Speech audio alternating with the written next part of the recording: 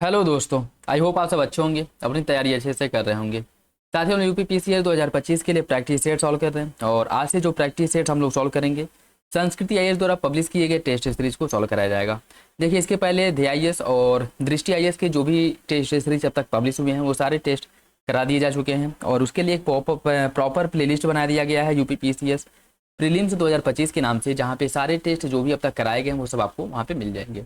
बाकी आज से हम लोग संस्कृति आईएएस द्वारा जो पब्लिश किए गए हैं टेस्ट उसे करेंगे और इसके भी अब तक जो है 12 या 13 टेस्ट आ चुके हैं, तो इन्हें प्रॉपर कवर किया जाएगा।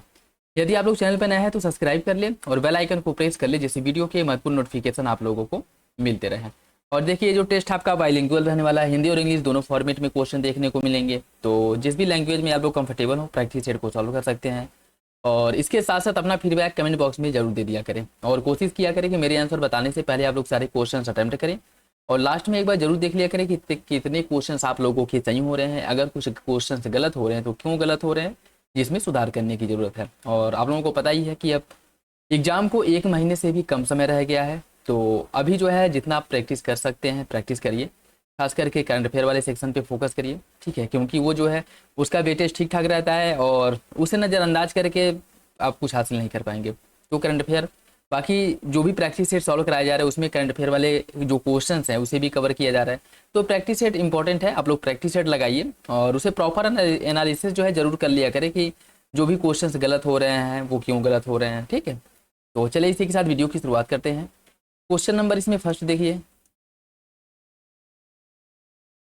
क्वेश्चन नंबर फर्स्ट देखिए, निम्नलिखित पुरातात्विक स्थलों को उनकी अवस्थिति के आधार पर उत्तर से दक्षिण क्रम में लगाना है, ठीक है।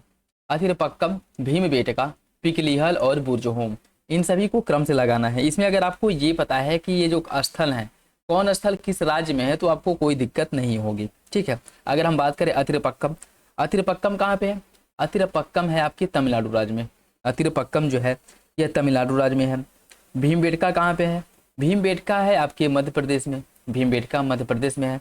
पिकलिहल, यहाँ से क्यों इसे जाना जाता है? यहाँ पे मुख्य रूप से जो गोबर है, गोबर के टीले मतलब राख पाए गए हैं, ठीक है, जिससे इससे जानकारी मिलती है कि यहाँ पे जो है पशुपालन व्यापक स्तर पे किया जाता है, ठीक है। पिकलिहल हो गया, शंगनकल्लू हो गया, ठीक है। और यह है कहाँ पे?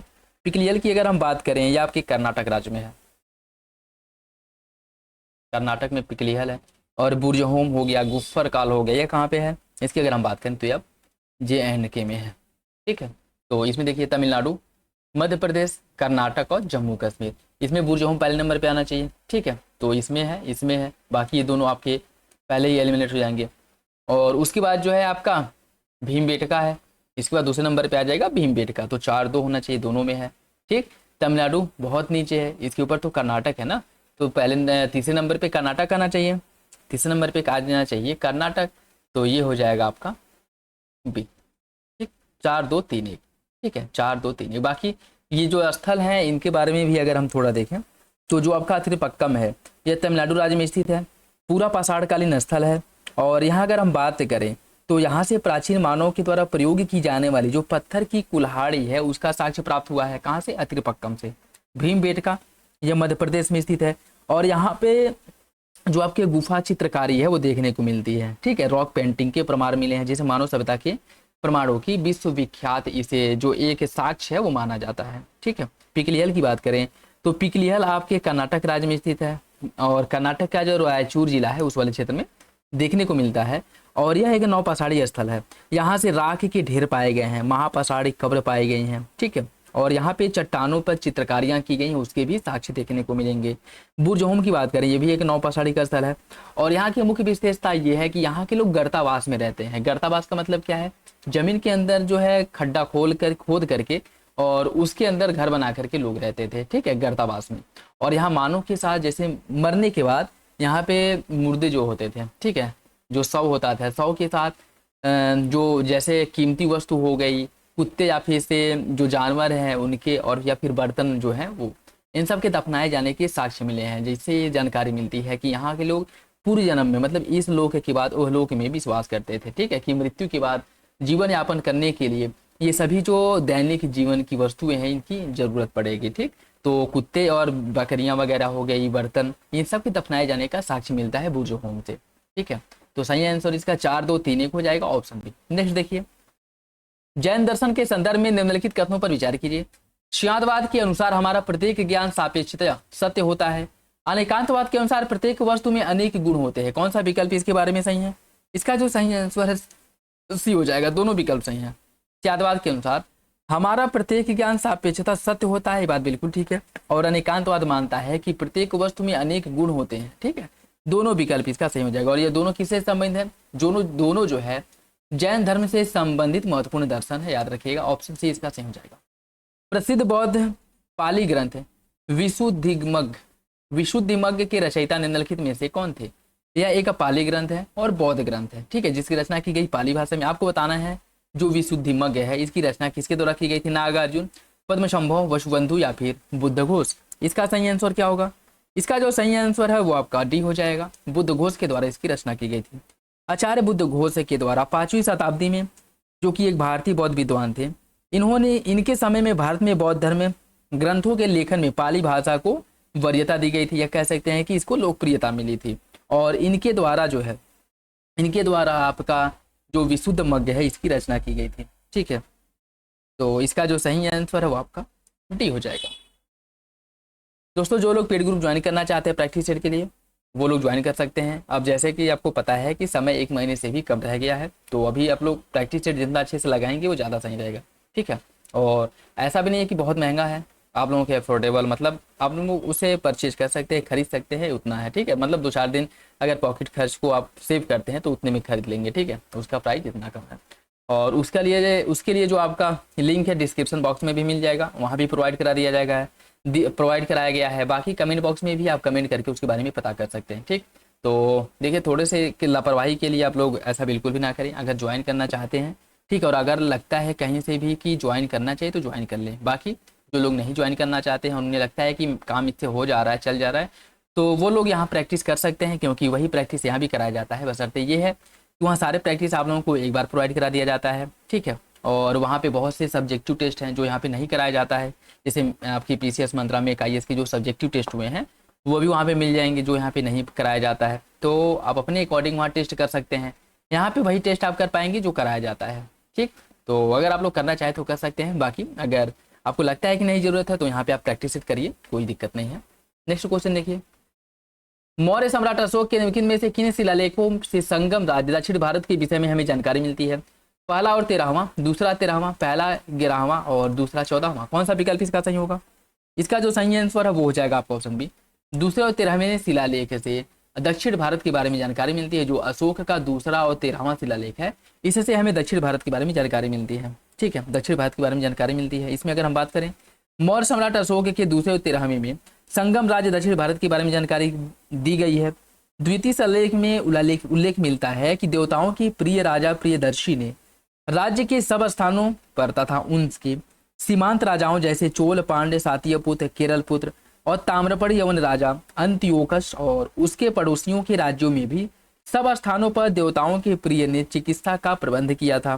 13वें शिलालेख में अशोक स्पष्ट करता है कि वह धर्म विजय को सबसे मुख्य समझता है और यह अपने राज्य में तथा सब सीमांत देशों में 600 योजन तक, जिसमें अंत्योक नामक यवन राज भी आता है, और अन्य जो 4 राज्य हैं जिनका उल्लेख किया गया 13वें शिलालेख में, वो आपका तुर्मय है, अंतकीन, मग और अलिक सुंदर है, ठीक है, जिसका उल्लेख किया गया है। उसके साथ साथ दक्षिण के चोल, पांड्य, ताम्रपणी तक में इसके जो साक्ष्य हैं वो पाए गए हैं, ठीक है। जिसके जो अभिलेख हैं, शिलालेख है, वो पाए गए हैं। तो याद रखिएगा ऑप्शन बी इसका सही हो जाएगा, जो आपका दूसरा है और 13वां।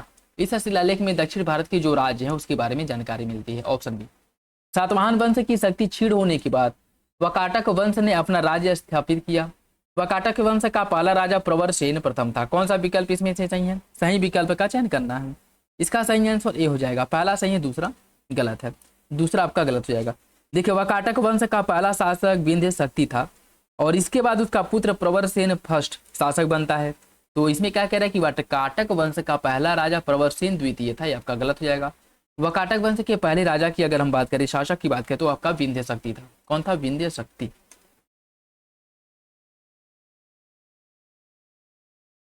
विंध्य शक्ति, ठीक। तो पहला सही हो जाएगा, दूसरा गलत है। इसका सही आंसर है ए। ए आपका सही हो जाएगा। बाकी अगर हम बात करें वाकाटक वंश की जो स्थापना है 255 ईस्वी में की गई थी। बिंद शक्ति नामक व्यक्ति ने इसकी स्थापना की थी और इसके जो पूर्वक थे वो सातवाहनों के अधीन बरार के स्थानीय शासक थे।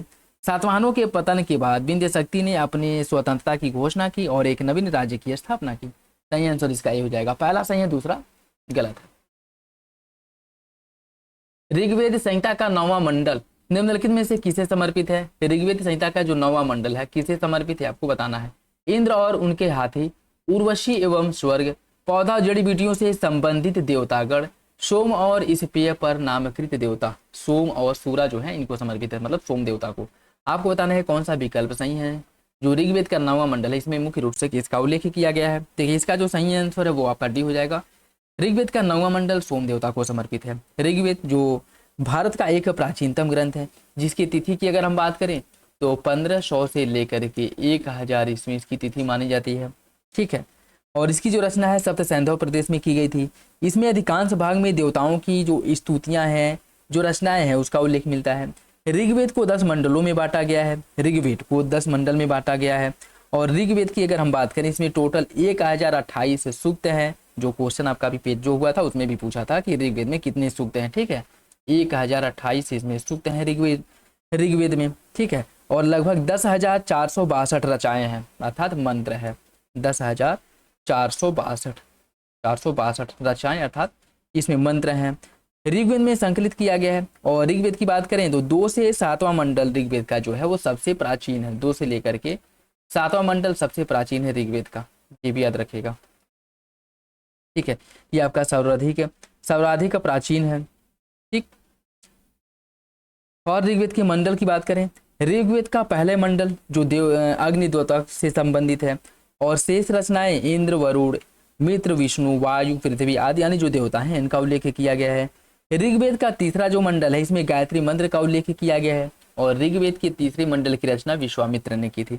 ऋग्वेद का जो चौथा मंडल है इसमें जो कृषि कार्य है उसका उल्लेख मिलता है और इसकी रचना वामदेव द्वारा की गई है। ठीक, ये भी याद रखिएगा।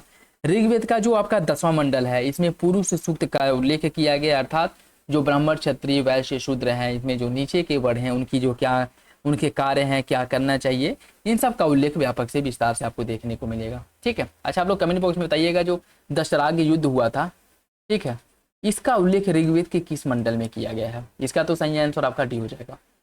निम्नलिखित में से कौन भागवत धर्म से संबंधित प्राचीनतम अभिलेखीय साक्ष्य है? समुद्रगुप्त का प्रयाग प्रशस्ति अभिलेख, हेलियोडोरस का विसनगर अभिलेख, स्कंदगुप्त का भीतरी स्तंभ लेख या फिर महरौली स्तंभ अभिलेख। कौन सा विकल्प इसका सही है? इसका सही आंसर भी हो जाएगा हेलियोडोरस का विसनगर अभिलेख। यह जो है भागवत धर्म से संबंधित सर्वाधिक प्राचीनतम अभिलेख है जो भगवान विष्णु के मतलब कह सकते हैं कि सम्मान में यह लेख जारी किया गया है। ठीक है, और यह जो है मौर्योत्तर काल में इसका निर्माण कराया गया था और इसका जो संस्थापक है वासुदेव कृष्ण को माना जाता है, जो कृष्ण वंशीय जो साम्राज्य है उससे संबंधित है। और हेलियोडोरस की बात करें, हेलियोडोरस का विसनगर अभिलेख एक महत्वपूर्ण ऐतिहासिक दस्तावेज है जिसे भारत में भागवत धर्म की लोकप्रियता और यूनानी और भारतीय शासकों के बीच संबंधों के बारे में हमें जानकारी मिलती है। यह अभिलेख विसनगर में स्थित है। एक स्तंभ पर इसका उत्कीर्ण किया गया है। हेलियोडोरस ने इसे बनवाया है और इसे इंडो यूनानी पद्धति के रूप में बनाया गया, मतलब इसमें जो है इंडियन जो कला संस्कृति है और यूनानी दोनों प्रभाव देखने को मिलेगा। ठीक है, याद रखिएगा, सही आंसर भी हो जाएगा।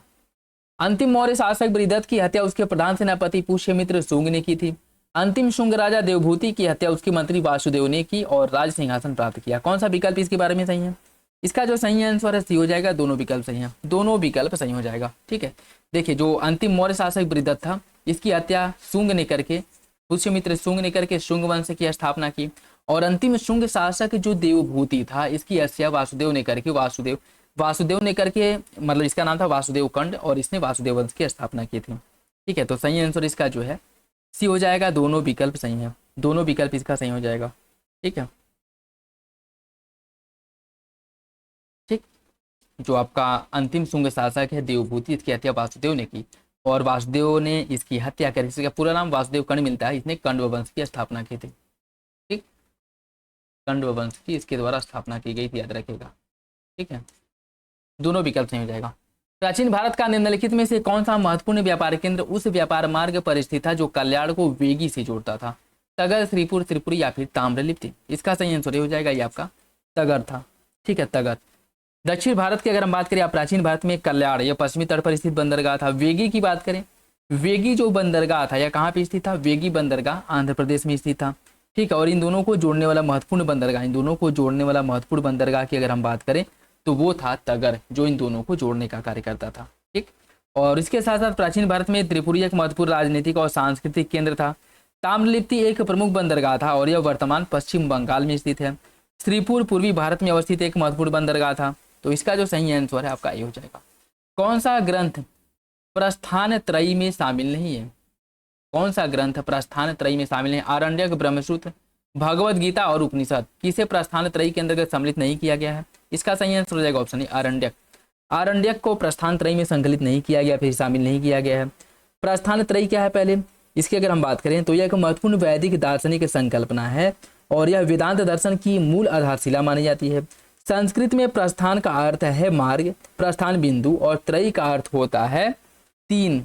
अतः प्रस्थान त्रयी का अर्थ होता है तीन प्रमुख जो ग्रंथ जो वेदांत दर्शन के लिए प्रमाण माने जाते हैं, और इसके अंतर्गत उपनिषद, ब्राह्मण सूत्र और भगवद गीता को रखा जाता है। ठीक है, सही आंसर इसका हो जाएगा आपका ए, आरण्यक इसमें शामिल नहीं है।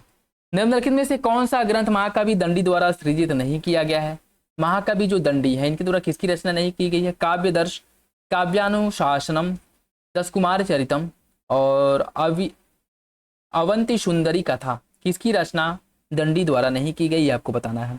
देखिए इसका जो सही आंसर है वो आपका सी हो जाएगा। काव्यानुशासनम, इसकी रचना दंडी ने नहीं की है।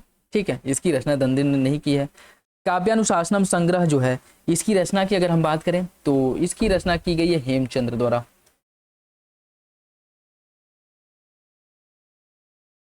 हेमचंद्र द्वारा इसकी रचना की गई है, यही गलत है। बाकी काव्यादर्श हो गया, दशकुमार चरितम हो गया और अवंती सुंदरी कथा, इन तीनों की रचना जो महाकवि दंडी है इनके द्वारा किया गया है। तो सही आंसर इसका सी हो जाएगा। निम्नलिखित में से किस संप्रदाय के अनुयायियों को महाव्रतधर कहा जाता है? महाव्रतधर किस संप्रदाय के अनुयायियों को कहा जाता है?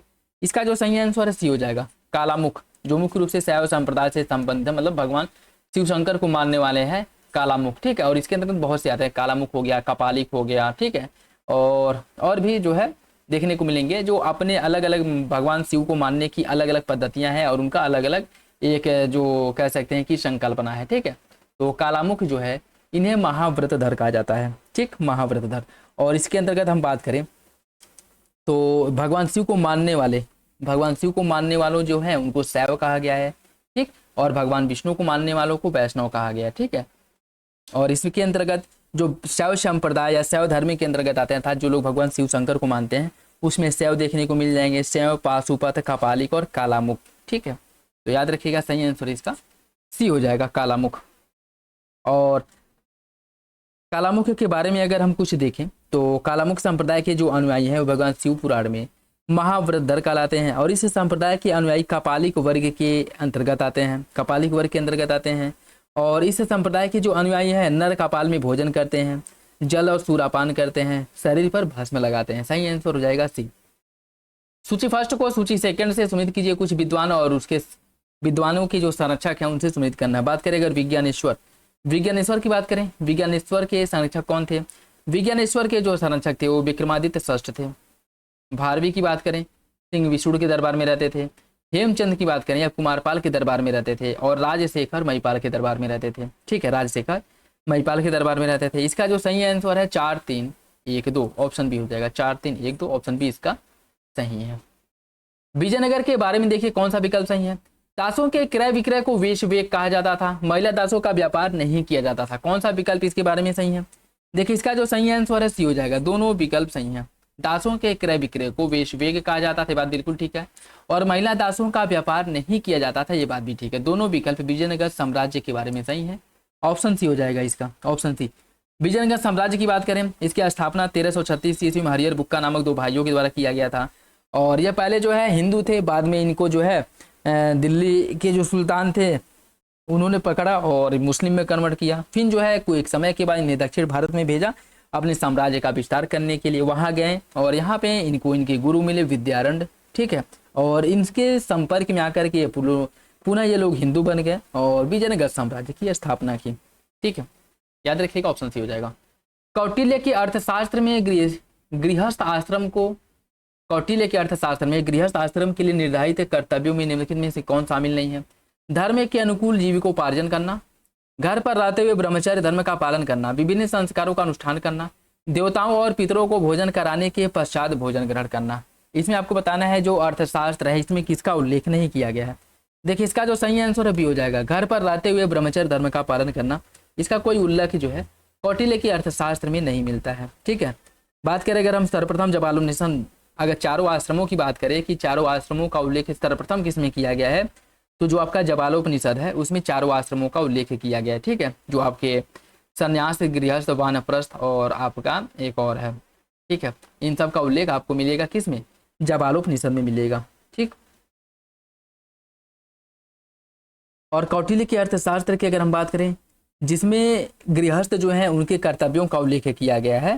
देखिए अगर जबालोपनिषद में तो चारों आश्रमों का उल्लेख किया गया है, ब्रह्मचर्य, गृहस्थ, वानप्रस्थ और संन्यास, इन सब का उल्लेख किसमें मिलता है? सर्वप्रथम जबालोपनिषद में मिलता है। और गृहस्थों के लिए कौटिल्य के अर्थशास्त्र में जिसका उल्लेख किया गया उसकी अगर हम बात करें तो अपने धर्म के अनुकूल जीविकोपार्जन करना, विधि पूर्वक विवाह करना, अपनी विवाहिता पत्नी से ही संपर्क रखना, देवताओं, पितरों और जो भर्ती हैं इनको खिलाने के बाद ही अन्न ग्रहण करना, घर पर रहते हुए ब्रह्मचर्य के पालन को चाणक्य ने गृहस्थों के लिए आवश्यक नहीं माना है। ठीक है, तो यह भी जो है आपका गलत हो जाएगा, बाकी विकल्प सही है।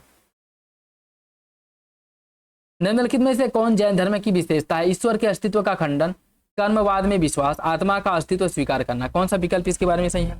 इसका सही आंसर भी हो जाएगा, दूसरा और तीसरा सही, पहला गलत है। ईश्वर के अस्तित्व का खंडन नहीं, ईश्वर के अस्तित्व में विश्वास करता है जैन धर्म, लेकिन ईश्वर को सर्वोच्च नहीं मानता है। ठीक है, तो याद रखिएगा, ऐसा नहीं है कि जैन धर्म ईश्वर के अस्तित्व में विश्वास नहीं करता है, जैन धर्म ईश्वर के अस्तित्व को मानता है लेकिन ईश्वर के अस्तित्व को बहुत मतलब वरीयता नहीं देता है। ठीक है, कर्मवाद में विश्वास करता है कि जैसा कर्म करेंगे वैसा फल मिलेगा, आत्मा का अस्तित्व को स्वीकार करता है कि आत्मा का अस्तित्व है। ठीक है, ये मानता है, और इनका मानना है कि हर सूक्ष्म जो तत्व हैं उसमें आत्मा पाए जाते हैं, उसमें जीव पाए जाते हैं। ठीक है, चाहे वो पत्थर हो, मिट्टी, मतलब हर चीज में जीव पाया जाता है। ठीक, ये जैन धर्म का मानना है, तो सही आंसर इसका भी हो जाएगा। बाकी जो आत्मा का अस्तित्व है, जैन धर्म आत्मा के अस्तित्व में विश्वास करता है, लेकिन यहीं पे बौद्ध धर्म की बात करें तो बौद्ध धर्म आत्मा के अस्तित्व में विश्वास नहीं करता है।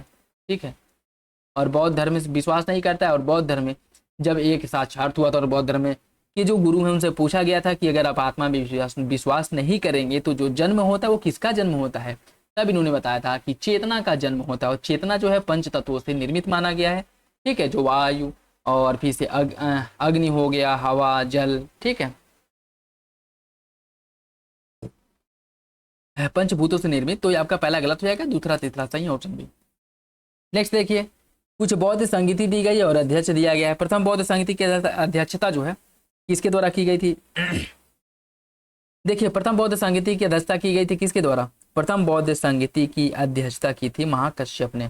ठीक है, द्वितीय बौद्ध संगीति की अध्यक्षता की गई थी सबकामी द्वारा, तृतीय बौद्ध संगीति की अध्यक्षता मोगाली पुत्र तीस ने की थी, और चतुर्थ बौद्ध संगीति की अध्यक्षता वसुमित्र ने की थी। इसका सही आंसर भी हो जाएगा 4 3 1 2, ऑप्शन भी सही है। हड़प्पा सभ्यता से मंदिर के साक्ष्य प्राप्त हुए हैं। हड़प्पा सभ्यता में देवी देवताओं, पशु पक्षियों और प्रकृति की पूजा की जाती है। कौन सा विकल्प इसके बारे में, कौन सा विकल्प इसके बारे में सही है? देखिए, इसका जो सही आंसर हो जाएगा आपका ऑप्शन डी, दूसरा सही लेकिन पहला गलत है। हड़प्पा सभ्यता में पूजा करने के साक्ष्य मिलते हैं, देवी देवताओं के साक्ष्य मिलते हैं, लेकिन मंदिर का साक्ष्य नहीं मिला है। और वहां पे जो मुख्य रूप से हड़प्पा सभ्यता में जो पूजा किया जाता था वह भौतिक वस्तुओं की प्राप्ति के लिए पूजा किया जाता था। ठीक है, तो सही आंसर इसका डी हो जाएगा, पहला गलत है, दूसरा सही है। भक्ति आंदोलन के निम्नलिखित संतों को उनके कार्यक्रम के अनुसार व्यवस्थित कीजिए। कबीर, रामदास, गुरु नानक और दादू दयाल। ठीक है, बात करें अगर हम कबीरदास की, बात करें अगर कबीरदास की, तो यह जो है कबीरदास यह 1398 से लेकर के 1398 से 1518 ईस्वी तक इनका जो कार्यकाल है वो माना जाता है, और हिंदी साहित्य के भक्ति काल के इकलौते ऐसे कवि हैं जो आजीवन समाज और लोगों के बीच व्याप्त जो आडंबर है इस पर कुठाराघात किया। यह कर्म प्रधान समाज के पैरोकार थे, मतलब कर्म के आधार पर समाज की स्थापना की वो मानते थे। ठीक है, इसके साथ साथ और इसकी एक जो झलक है उनकी रचनाओं में साफ साफ देखने को मिलती है। रामानंद की बात करें अगर हम रामानंद की, तो इनका जो समय है 1299 से लेकर के 1299 से लेकर के 1410 ईस्वी माना जाता है, 1410 माना जाता है। और इनके विचारों पर इनके गुरु राघवानंद के जो विशिष्टाद्वैतवाद का मत है, इसका ज़्यादा प्रभाव देखने को मिला है। और अपने मत के प्रचार के लिए इन्होंने भारत के विभिन्न तीर्थों की यात्रा की थी, ठीक है। और गुरु नानक देव की बात करें, इनका जो समय है 1469 से लेकर के 1539 तक माना जाता है, 1539 तक माना जाता है, ठीक है। और सिखों के पहले गुरु थे। इनके अनुयायी इन्हें गुरु नानक, बाबा नानक और नानक शाह नाम से जानते थे। उसके बाद आपका दादू दयाल, दादू दयाल की बात करें, इनका समय है 1544 से 1603 ईस्वी। और ये हिंदी के भक्ति काल के ज्ञानाश्रयी शाखा के प्रमुख कवि थे या संत थे। इन्होंने एक निर्गुणवादी संप्रदाय की स्थापना की जो दादू पंथ के नाम से जाना जाता है। और इनके क्रम की अगर हम बात करें तो डेट बता दीजिएगा, वरना इजली आप लगा लेंगे। इसमें जो है रामानंद पहले आ जाएंगे, फिर कबीर दास, उसके बाद है गुरु नानक और दादू दयाल। ऑप्शन बी दूसरा सही जाएगा। सातवाहन वंश के निम्नलिखित शासकों को कालानुक्रम में व्यवस्थित कीजिए। वशिष्ठ पुत्र पुलमावी, शिवश्री सातकर्णी, यज्ञश्री सातकर्णी और गौतमी पुत्र सातकर्णी। इनको क्रम से आपको लगाना है। देखिए इसमें आप लोगों को ये तो अच्छे से पता होगा कि इसमें जो है आपका गौतमी पुत्र सातकर्णी यह पहला शासक है, और ये पहला शासक है, तो ये जो है आपके दोनों ऑप्शन गलत हो जाएंगे, बचा ये दोनों, ठीक है। तो गौतमी पुत्र सातकर्णी के बाद जो है, ठीक है, ये पहला शासक। उसके बाद आता है आपका वशिष्ठ पुत्र पुलमावी, दूसरे नंबर पे आ जाएगा। और उसके बाद शिवकरी सातकर्णी, फिर यज्ञश्री सातकर्णी, ठीक है। इसका जो सही आंसर ये हो जाएगा, ऑप्शन है इसका सही है, ऑप्शन है इसका सही हो जाएगा। औरंगजेब के इस प्रशासन काल में इसके जो महत्वपूर्ण आदेश है उसके बारे में देखिए। हिंदू व्यापारियों पर 5% और मुस्लिम व्यापारियों पर 2.5% सीमा शुल्क लगाया जाए। खालसा भूमि के राजस्व संग्रह के लिए हिंदुओं को नियुक्त किया जाए। कौन सा विकल्प इसके बारे में सही है? इसका सही आंसर हो जाएगा, पहला तो सही लेकिन दूसरा गलत है, दूसरा गलत हो जाएगा, ठीक है। औरंगजेब जो मुसलमानों के लिए एक अच्छा शासक हो सकता था। औरंगजेब के बारे में कहा जाता है कि औरंगजेब एक मुस्लिम राष्ट्र के लिए एक अच्छा शासक सिद्ध हो सकता है, लेकिन वह एक ऐसे राष्ट्र का शासक था जहाँ की ज़्यादातर जनसंख्या हिंदू है, ठीक है। आप लोग बताइएगा यह कथन किसका है जो औरंगजेब के बारे में कहा गया था। और औरंगजेब जो है व्यापार वाणिज्य को बढ़ावा देने के लिए 1665 ईस्वी में उसने मुसलमान व्यापारियों द्वारा आयात किए जाने वाले माल पर लगाने वाले कर जो 5% था इसको घटा करके 2.5% कर दिया, और हिंदुओं पर जो कर लगता था इसको बढ़ा करके 5% कर दिया। 1671 में उसने सभी खालसा भूमि के करोड़ी मुसलमान, सभी सूबेदार और स्थानीय जो अमलों से अपने अपने गैर मुसलमान जो मुजलिस थे इनको बर्खास्त कर दिया और मुसलमानों को नियुक्त करने को कहा गया। तो दूसरा जो है गलत है। खालसा भूमि जो थी इससे राजस्व एकत्र करने के लिए वह हिंदू अधिकारी नहीं बल्कि मुस्लिम अधिकारियों को नियुक्त करने का आदेश दिया था, और इसके पहले जो हिंदू अधिकारी नियुक्त थे इनको बर्खास्त कर दिया गया था। तो पहला सही है, दूसरा गलत हो जाएगा। जहांगीर ने निम्नलिखित में से किस चित्रकार को बीजापुर के सुल्तान आदिल शाह का चित्र बनाने के लिए भेजा था? इस जो है फारूक बेग को भेजा था। ऑप्शन सी इसका सही हो जाएगा, ऑप्शन सी फारूक बेग को। नेक्स्ट देखिए, इसमें बताना है कितने विकल्प सही सम्मिलित है। दीवाने अर्ज का स्थापना बलबन ने किया था। दीवाने अमीर कोई का स्थापना मोहम्मद बिन तुगलक ने। दीवाने इस्ताहाक अलाउद्दीन खिलजी। दीवाने बंदगान फिरोज तुगलक। आपको बताना है कौन सा विकल्प सही है। देखिए इसका जो सही आंसर वो आपका डी हो जाएगा। 1, 2, 4 सही है, 1, 2, 4 सही, तीसरा गलत है।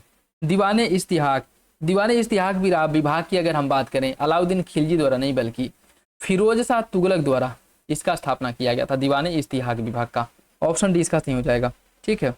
और यह जो है पेंशन से संबंधित एक विभाग था, ये भी याद रखिएगा, पेंशन विभाग था, ठीक, पेंशन विभाग था। निम्नलिखित में से कौन सा भारत में निर्मित दोहरे गुंबद वाला पहला मकबरा है? भारत में निर्मित दोहरे गुंबद वाला पहला मकबरा कौन है?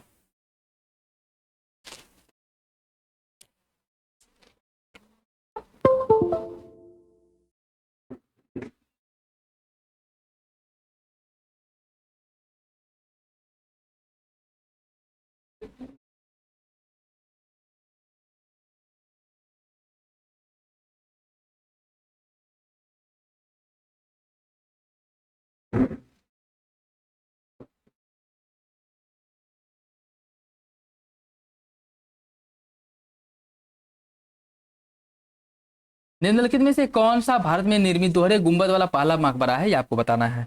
बलबन का मकबरा, सुल्तानगढ़ी का मकबरा, हुमायूं का या फिर शेरशाह का मकबरा? कौन सा विकल्प इसके बारे में सही हो जाएगा? देखिए इसका जो सही आंसर है वो जाएगा आपका ऑप्शन सी, हुमायूं का मकबरा। हुमायूं के मकबरे का जो निर्माण है अकबर के शासनकाल में हुमायूं की जो विधवा हाजी बेगम थी इसके द्वारा कराया गया था। और यह लाल बलुआ पत्थर से निर्मित इमारत है, ठीक है। और इसकी अगर हम बात करें, इसके शीर्ष पर सफेद संगमरमर का चित्तकर्षण किया गया है। इसकी प्रमुख विशेषता इसका दोहरा गुंबद है जिसका निर्माण 4 बाग शैली में किया गया था। तो भारत में दोहरे गुंबद का जो पहला जो मकबरा देखने को मिलेगा वो आपका हुमायूं का मकबरा है, जिसका निर्माण अकबर के समय में किया गया था, लेकिन अकबर के द्वारा नहीं कराया गया था इसका निर्माण। जो हुमायूं की विधवा थी, हुमायूं की विधवा हाजी बेगम थी, इसके द्वारा इसका निर्माण किया गया था, ठीक है। Option C. मुगलकालीन प्रशासनिक व्यवस्था में पैबाकी शब्द से क्या तात्पर्य है? पैबाकी शब्द का तात्पर्य क्या है ये आपको बताना है। पैबाकी किसी जागीरदार से छीनकर एक नए जागीरदार को आवंटित करने के लिए रखी गई भूमि को कहा जाता है पैबाकी। ऑप्शन डी इसका सही हो जाएगा, ठीक है। और औरंगजेब ने बहुत सारी जागीर भूमि और पैबाकी भूमि को खालसा भूमि में बदल दिया था। खालसा भूमि पर केंद्र का प्रत्यक्ष नियंत्रण होता था और इससे प्राप्त होने वाले जो लगान है इसका उपयोग केंद्रीय व्यय के लिए किया जाता था। ऑप्शन डी इसका सही है, ऑप्शन डी। निम्नलिखित में से किस सूफी संत को मुजाहिद अलिफ शानी की उपाधि प्रदान की गई है? मुजद्दी है अलिफ शानी की उपाधि किसको दी गई है? निजामुद्दीन औलिया, नसीरुद्दीन महमूद, मोहम्मद गेसुदराज और शेख अहमद सरहिंदी। कौन सा विकल्प इसके बारे में सही है?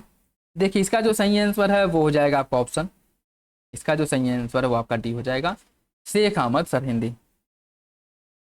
और शेख अहमद सरहिंदी की बात करें तो 16वीं से 17वीं शताब्दी के बीच एक विख्यात भारतीय सूफी विद्वान था और उनका जो संबंध है हनफी विचारधारा से था। इसका संबंध हनफी विचारधारा से था जो मुख्य रूप से नक्शबंदी सूफी संप्रदाय से संबंधित है। अकबर और जागीर के समकालीन ये थे। अकबर की नई जो सामान्यवादी आस्था दीन इलाही थी और सर्वेश्वरवाद, दीन इलाही सर्वेश्वर मतलब सभी धर्मों के जो अच्छे तत्व हैं उनको लागू करना, यह जो आपके शेख अहमद सरहिंदी थे या उसके बिल्कुल खिलाफ थे, अर्थात कह सकते हैं कि दीन इलाही के खिलाफ थे, यह कट्टर मुस्लिम संप्रदाय को मानने वाले थे। तो सही आंसर इसका डी हो जाएगा। निम्नलिखित में से किन वीरों के पराक्रम से प्रभावित होकर के अकबर ने उनकी मूर्तियों को आगरे के किले के मुख्य द्वार पर स्थापित करवाया था? मानसिंह, भगवान सिंह, मिर्जा अजीज कोको, आसफ खां, मजनू खां या फिर मुनीम खां, जयमल और फत्ता। कौन सा विकल्प इसके बारे में सही है? इसका सही आंसर डी हो जाएगा, जयमल और फत्ता। ऑप्शन डी सही है, ठीक है। देखिए अकबर के विजय अभियान में चित्तौड़ पर आक्रमण राजपूत राज्यों के खिलाफ उसके अभियान का एक महत्वपूर्ण कदम था। चित्तौड़ जिसे अपराजय दुर्ग के नाम से जाना जाता था, जिसने अपने इतिहास में अनेक घेराबंदियों का सामना किया। मध्य राजस्थान की इसे कुंजी माना जाता था। आगरा से गुजरात का सबसे छोटा रास्ता चित्तौड़ से ही जाता था और इसीलिए अकबर ने चित्तौड़ को नियंत्रण में लेने के लिए विशेष अभियान चलाया था। 6 महीने की एक सख्त घेराबंदी के बाद अंततः 1568 ईस्वी में अकबर ने चित्तौड़ पर अपना अधिकार जमा लिया था, ठीक है।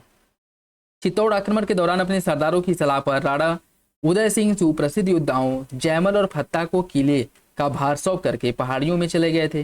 किले में आसपास के अनेक किसानों ने भी किले में शरण ली और वे रक्षकों की सक्रिय सहायता करते थे। मुगलों ने किले में प्रवेश कर किसान और जो राजपूत योद्धा थे उनको मार दिया और ऐसा माना जाता है कि आपको देखने को मतलब इतिहास में या फिर से बहुत से ऐसे साक्ष्य हैं जिसमें देखने को मिलता है लगभग 30,000 से अधिक लोगों को, जिसमें ज़्यादातर किसान थे, उनको किले में मार दिया गया था, ठीक है। और यहाँ पे जो मतलब चित्तौड़ में जो राजा आपके चित्तौड़ के राजा जो थे जिनका नाम था राणा उदय सिंह, इनके जो सैनिक थे जयमल और फत्ता, इन्होंने बहादुरी से लड़ा और बहादुरी से लड़ते हुए बहुत मुगल योद्धाओं को, बहुत मुगल सैनिक जो थे इनको मारा और अंततः ये भी मारे गए। इनकी वीरता से प्रभावित होकर के अकबर ने इनकी जो मूर्तियां हैं वह स्थापित करवाया था, ठीक है। तो सही आंसर डी हो जाएगा। इसके पीछे का इतिहास क्या है वो अगर आपको पता रहेगा तो क्वेश्चन लंबे समय तक याद रहेगा, ठीक। निम्नलिखित में से कौन प्रशासनिक सुधार शेरशाह सूरी द्वारा लागू किया गया था? भूमि के मापन और लगान के आकलन के उपायों का मानकीकरण करना, न्याय प्रणाली को व्यवस्थित करना, घोड़ों को दागने की प्रथा को पुनः प्रारंभ करना, स्थानीय प्रशासन को व्यवस्थित करना। कौन सा विकल्प इसके बारे में सही होगा? सही छुट्टी हो जाएगा, सभी विकल्प सही है। निम्नलिखित में से किस विदेशी यात्री ने मुगलकालीन भारत से संबंधित अपने अनुभव को travel in the Mughal empire नामक पुस्तक में संग्रहित किया है? किसके द्वारा किया गया है? देखिए इसका जो संग्रह आपको देखने को मिलेगा वो देखने को मिलेगा फ्रांसिस बर्नियर के यात्रा वृत्तांत में, ठीक है। और फ्रांसिस बर्नियर की अगर हम बात करें, फ्रांसिस बर्नियर, इसके नाम में ही फ्रांसिस है, तो यह कहाँ का निवासी था? फ्रांस का निवासी था, ठीक है। यह फ्रांस का निवासी था 1658 ईस्वी में वो भारत आया था और 12 वर्षों तक भारत में रहा था। 1669 ईस्वी में उसने स्वदेश पहुंचा और तत्पश्चात 1 वर्ष बाद उसने अपनी यात्रा वृत्तांत को एक ग्रंथ के रूप में प्रकाशित किया, जिसे travels in the Mughal empire के नाम से जाना जाता है। ठीक है, याद रखिएगा। बाकी अन्य जो है जैसे आपका पीटर मुंडी की बात करें, पीटर मुंडी यह भी यूरोपीय दार्शनिक था और यह मुगल बादशाह शाहजहां के समय में भारत आया था। ठीक, फ्रांसिस पेलसॉट की बात करें, यह डच गुमास्ता अर्थात दलाल अर्थात प्रतिनिधि का जो भी कहे। ठीक है, तो ये कहाँ का था, ये डच का था। और यह जो है जहांगीर के शासनकाल में भारत आया था, ये भी याद रखिएगा। यह किसके समय में आया था, जहांगीर के समय में, ये जहांगीर के समय में आया था। निकोलो मनुची जो है यह इटली का निवासी था निकोलो मनुची। और यह जो है दारा सिको मतलब कह सकते हैं जो आपका शाहजहां है उसके समय में भारत आया था निकोलो मनुची। ठीक, इसका सही आंसर डी हो जाएगा फ्रांसिस बर्नियर। बलबन ने सुल्तान की प्रतिष्ठा में वृद्धि के लिए राजपथ के नए सिद्धांत का प्रतिपादन किया। बलबन तुर्के चालगानी का सदस्य था। कौन सा विकल्प इसके बारे में सही है, इसका सही आंसर ये हो जाएगा। दोनों विकल्प सही और आर्य की सही व्याख्या करता है। सल्तनत कालीन किस सुल्तान के निधन पर बदायूनी ने राजा को अपनी प्रजा से मुक्ति मिली और प्रजा को अपने राजा से मुक्ति मिली, यह टिप्पणी की थी। किसकी मृत्यु पर टिप्पणी किया गया था, देखिए इसका जो सही आंसर हो जाएगा आपका मोहम्मद बिन तुगलक की मृत्यु पर यह टिप्पणी किया गया था कि राजा को उसकी प्रजा से और प्रजा को राजा से मुक्ति मिली। ऑप्शन सी इसका सही हो जाएगा। ठीक है, और फिरोज जो आपका मोहम्मद बिन तुगलक यह मुख्य रूप से अपने जो कार्य हैं अपने शासनकाल में इसके जो निर्णय हैं उसके लिए जाना जाता है। इसके 4-5 निर्णय लिए गए थे और जो बुरी तरह से असफल हुए थे, जिस कारण इसे जाना जाता है। सल्तनत कालीन निम्नलिखित सुल्तानों को उनके कालक्रम के अनुसार व्यवस्थित कीजिए। रुकनुद्दीन, मुबारक शाह, फिरोज शाह तुगलक और आलम शाह, इन सभी को क्रम से लगाना है। देखिए इसकी अगर हम बात करें, इसमें आपका आ जाएगा रुकनुद्दीन के बाद मुबारक शाह, फिर फिरोज शाह तुगलक, उसके बाद आलम शाह। इसका जो सही आंसर आपका सी हो जाएगा 1 2 3 4 1 2 3 4। ठीक है, 1 2 3 4। सल्तनत कालीन निम्नलिखित में से किस स्थापत्य में घोड़े के नाल के आकार की मेहराब सर्वप्रथम प्रयोग में लाई गई थी। इसमें देखने को मिलेगा घोड़े के नाल के आकार का मेहराब। देखिए यह जो है आपको देखने को मिलेगा अलाई दरवाजा में जिसके जो आपके दिल्ली में स्थित है। और इसका निर्माण अलाई मतलब अलाउद्दीन, ठीक, इसका निर्माण किसने कराया था, अलाउद्दीन खिलजी के द्वारा इसका निर्माण कराया गया था। कब कराया गया था, 1311 ईस्वी में अलाउद्दीन खिलजी ने इसका निर्माण कराया था। और इसे इंडो इस्लामिक शैली में बनाया गया है। ठीक है, इंडो इस्लामिक शैली में बनाया गया है। और सल्तनत कालीन इस स्थापत्य में पहली बार भारत में घोड़े की नाल के आकार की मेहराब का प्रयोग किया गया है, याद रखिएगा। ठीक है, और 1993 में इसे यूनेस्को द्वारा विश्व धरोहर स्थल के रूप में मान्यता दी गई थी, ये भी याद रखिएगा। ठीक, ऑप्शन सी। नेक्स्ट देखिए, कुछ ग्रंथ दिए गए, रचनाकार इसमें बताना है कौन सुमेलित है। नूह सिपीहर की रचना अमीर खुसरो ने की है। रियाजुल ईशा की रचना महमूद गवाह और बुरहान ए मासिर की रचना रफीउद्दीन सिराजी। कौन सा विकल्प इसके बारे में सही है, ये आपको बताना है। इसका जो सही आंसर है, क्या पूछा, कौन सा विकल्प सही है, इसका सही आंसर हो जाएगा आपका ऑप्शन बी इसका सही है। नूह सिपीहर यह क्या है, यह एक ऐतिहासिक और साहित्यिक काव्य है जिसकी रचना अमीर खुसरो के द्वारा की गई। ये बात बिल्कुल ठीक है। ठीक है, और उसके बाद आपका रियाजुल ईशा की बात करें तो रियाजुल ईशा की जो रचना है महमूद गवाह बहमनी शासक मोहम्मद बिन तृतीय प्रथम का जो प्रधानमंत्री था और यह साहित्य एवं संस्कृति सुरुचि संपन्न विद्वान भी था, विद्वानों को संरक्षण देने वाला था और उसने बीदर में एक महाविद्यालय की स्थापना कराई। महमूद गवाह द्वारा ही रियाजुल ईशा की रचना की गई थी। तो महमूद गवाह ने रियाजुल ईशा की रचना की थी, ये बात ठीक है। और इसके बारे में अन्य क्या जो इसकी विशेषताएं हैं वो भी आप याद रखिएगा। 15वीं-16वीं शताब्दी में दक्कन में रची जो सर्वश्रेष्ठ इंसा संग्रहों में से इसे एक माना जाता था। और रियाजुल इंसा या मूल रूप से महमूद गवाह के पत्रों का एक संकलन है। ठीक है, और जो बुरहान ए मासरी की बात करें, बुरहान ए मासरी दक्षिण भारत के जो मध्यकालीन इतिहास के उसका एक महत्वपूर्ण स्रोत है जिससे हमें जानकारी मिलती है। और इसकी जो रचना है सैयद अली तबतबाई के द्वारा 16वीं शताब्दी में की गई थी। सैयद अली तबतबाई, ठीक है, इसकी रचना किसने की थी, ये याद रखिएगा, सैयद अली तबतबाई।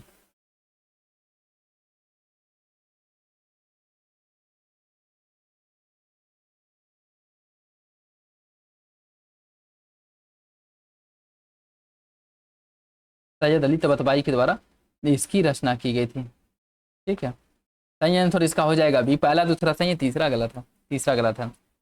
विजयनगर के शासक कृष्णदेवराय की ने आमुक्ता माल्याद ग्रंथ की रचना की। कृष्णदेवराय को आंध्र भोज के नाम से जाना जाता है। कृष्णदेवराय के दरबार को अल्लसानी अल्लसानी पिडन्ना नामक राजकवि सुशोभित करते थे, जो संस्कृत और तमिल दोनों भाषाओं के ज्ञाता थे। कौन सा विकल्प इसके बारे में सही है?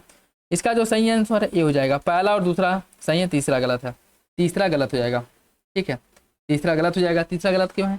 देखिए, अल्लसानी पिडन्ना यह कृष्णदेव राय के दरबार को सुशोभित करने वाले अष्ट दिग्गजों में से एक थे, और यह संस्कृत और तेलुगु दोनों भाषाओं के विद्वान थे।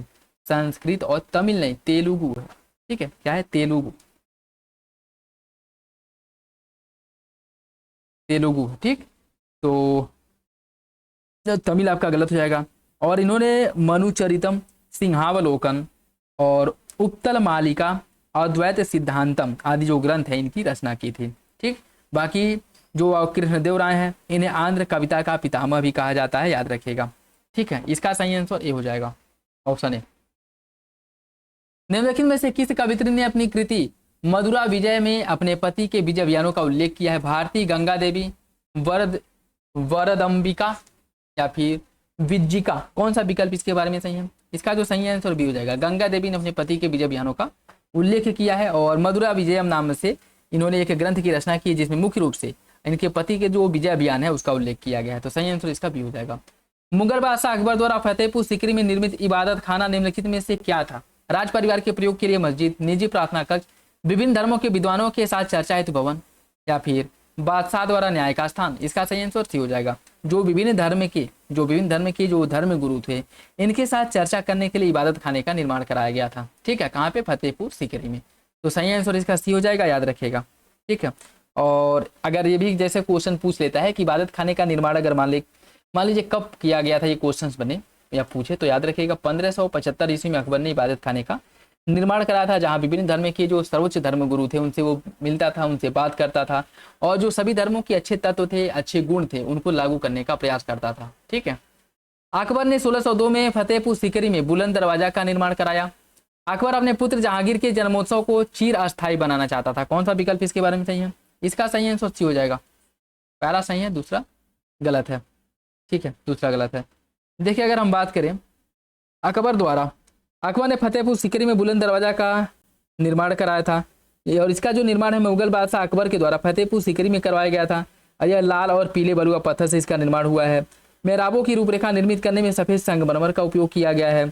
सीढ़ियों की ऊंची लंबी कतार के कारण यहाँ और भी ज्यादा और भव्य दिखाई देता है। उसके साथ साथ इसमें मेहराब भी है, विशाल मेहराब का निर्माण किया गया है, गुंबदनुमा छतरियां बनाई गई हैं।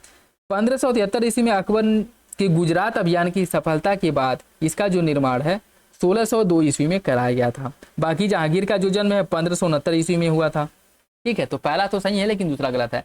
ये पूछ लेता है कि बुलंद दरवाजा का जो निर्माण कराया गया है वह अकबर के किस विजय के उपलक्ष्य में इसने बुलंद दरवाजा का निर्माण कराया था? तो याद रखिएगा, गुजरात विजय के उपलक्ष्य में इसने बुलंद दरवाजा का निर्माण कराया था, ठीक है। सूची फर्स्ट को सूची सेकंड से सम्मिलित करना है। आलमगीरनामा की रचना किसने की थी? आलमगीरनामा की रचना की अगर हम बात करें तो मिर्जा मोहम्मद काजिम ने आलमगीरनामा की रचना की थी। तबकाते अकबरी की रचना किसके द्वारा किया गया था? तबकाते अकबरी की रचना की थी निजामुद्दीन अहमद ने। चहार चमन की रचना किसने की थी? चहार चमन की रचना चंद्रभान ब्राह्मण और इकबाल नामा ए जहांगीरी की रचना मुतमीद खान ने की थी। इसका सही आंसर डी हो जाएगा, 2 4 3 1, ऑप्शन डी इसका सही है, ऑप्शन डी सही है।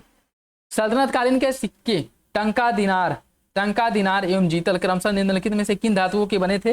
ये आपको बताना है, देखिए इसकी अगर हम बात करें, जो आपका टंका था चांदी का था, चांदी का टंका, तांबे का जीतल, और जीतल की बात करें जीता था किसका? तांबा का, जीतल तांबा का था, ठीक है, जीतल तांबा का था। दिनार की अगर हम बात करें, दिनार किसका सिक्का था? दिनार जो सिक्का है आपका सोने का था, सोने का दिनार होता था, ठीक है, सोने का दिनार होता था। तो चांदी सोना तांबा, ऑप्शन सी इसका सही हो जाएगा, ऑप्शन सी। सूची फर्स्ट को सूची सेकंड से सम्मिलित करना है। सूची फर्स्ट को सूची सेकंड से सम्मिलित करिए। इसमें कुछ राजस्थान के क्षेत्र और राज्य खाद्य सुरक्षा सूचकांक 2024 में इसका रैंक क्या है ये आपको बताना है, इसमें देखिए अगर हम बात करें तमिलनाडु इसमें दूसरे नंबर पे है। जम्मू कश्मीर की बात करें, जम्मू कश्मीर किस नंबर पे है? जम्मू कश्मीर का जो स्थान है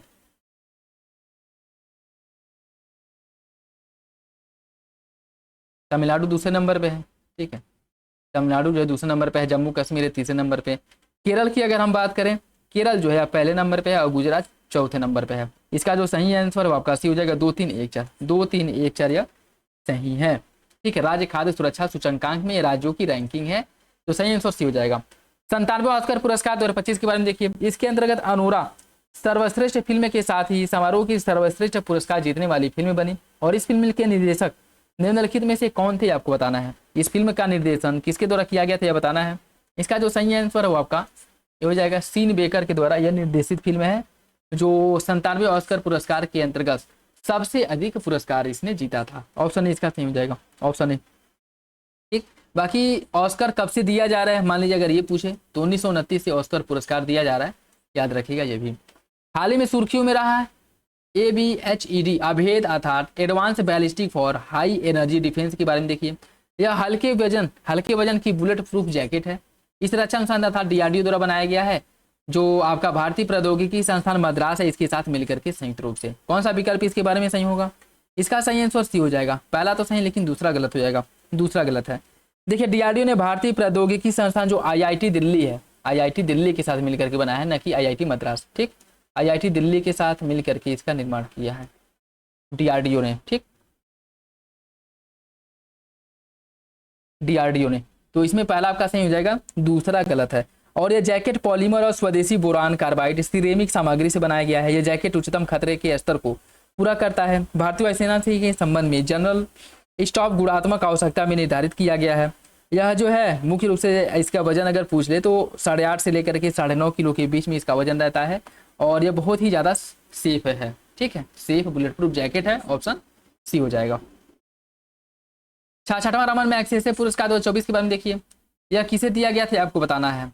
यह दिया गया न्यूएन थी नगांग फुओंग, कारमा फुटसो, मियाजाकी हायाओ और आर करबी कन्नन। कौन सा विकल्प इसके बारे में सही होगा, इसका जो सही आंसर ए हो जाएगा 1 2 3, 1 2 3 इन लोगों को मुख्य रूप से यह पुरस्कार दिया गया है। ठीक है, 2024 का रमन मैग्सेसे पुरस्कार।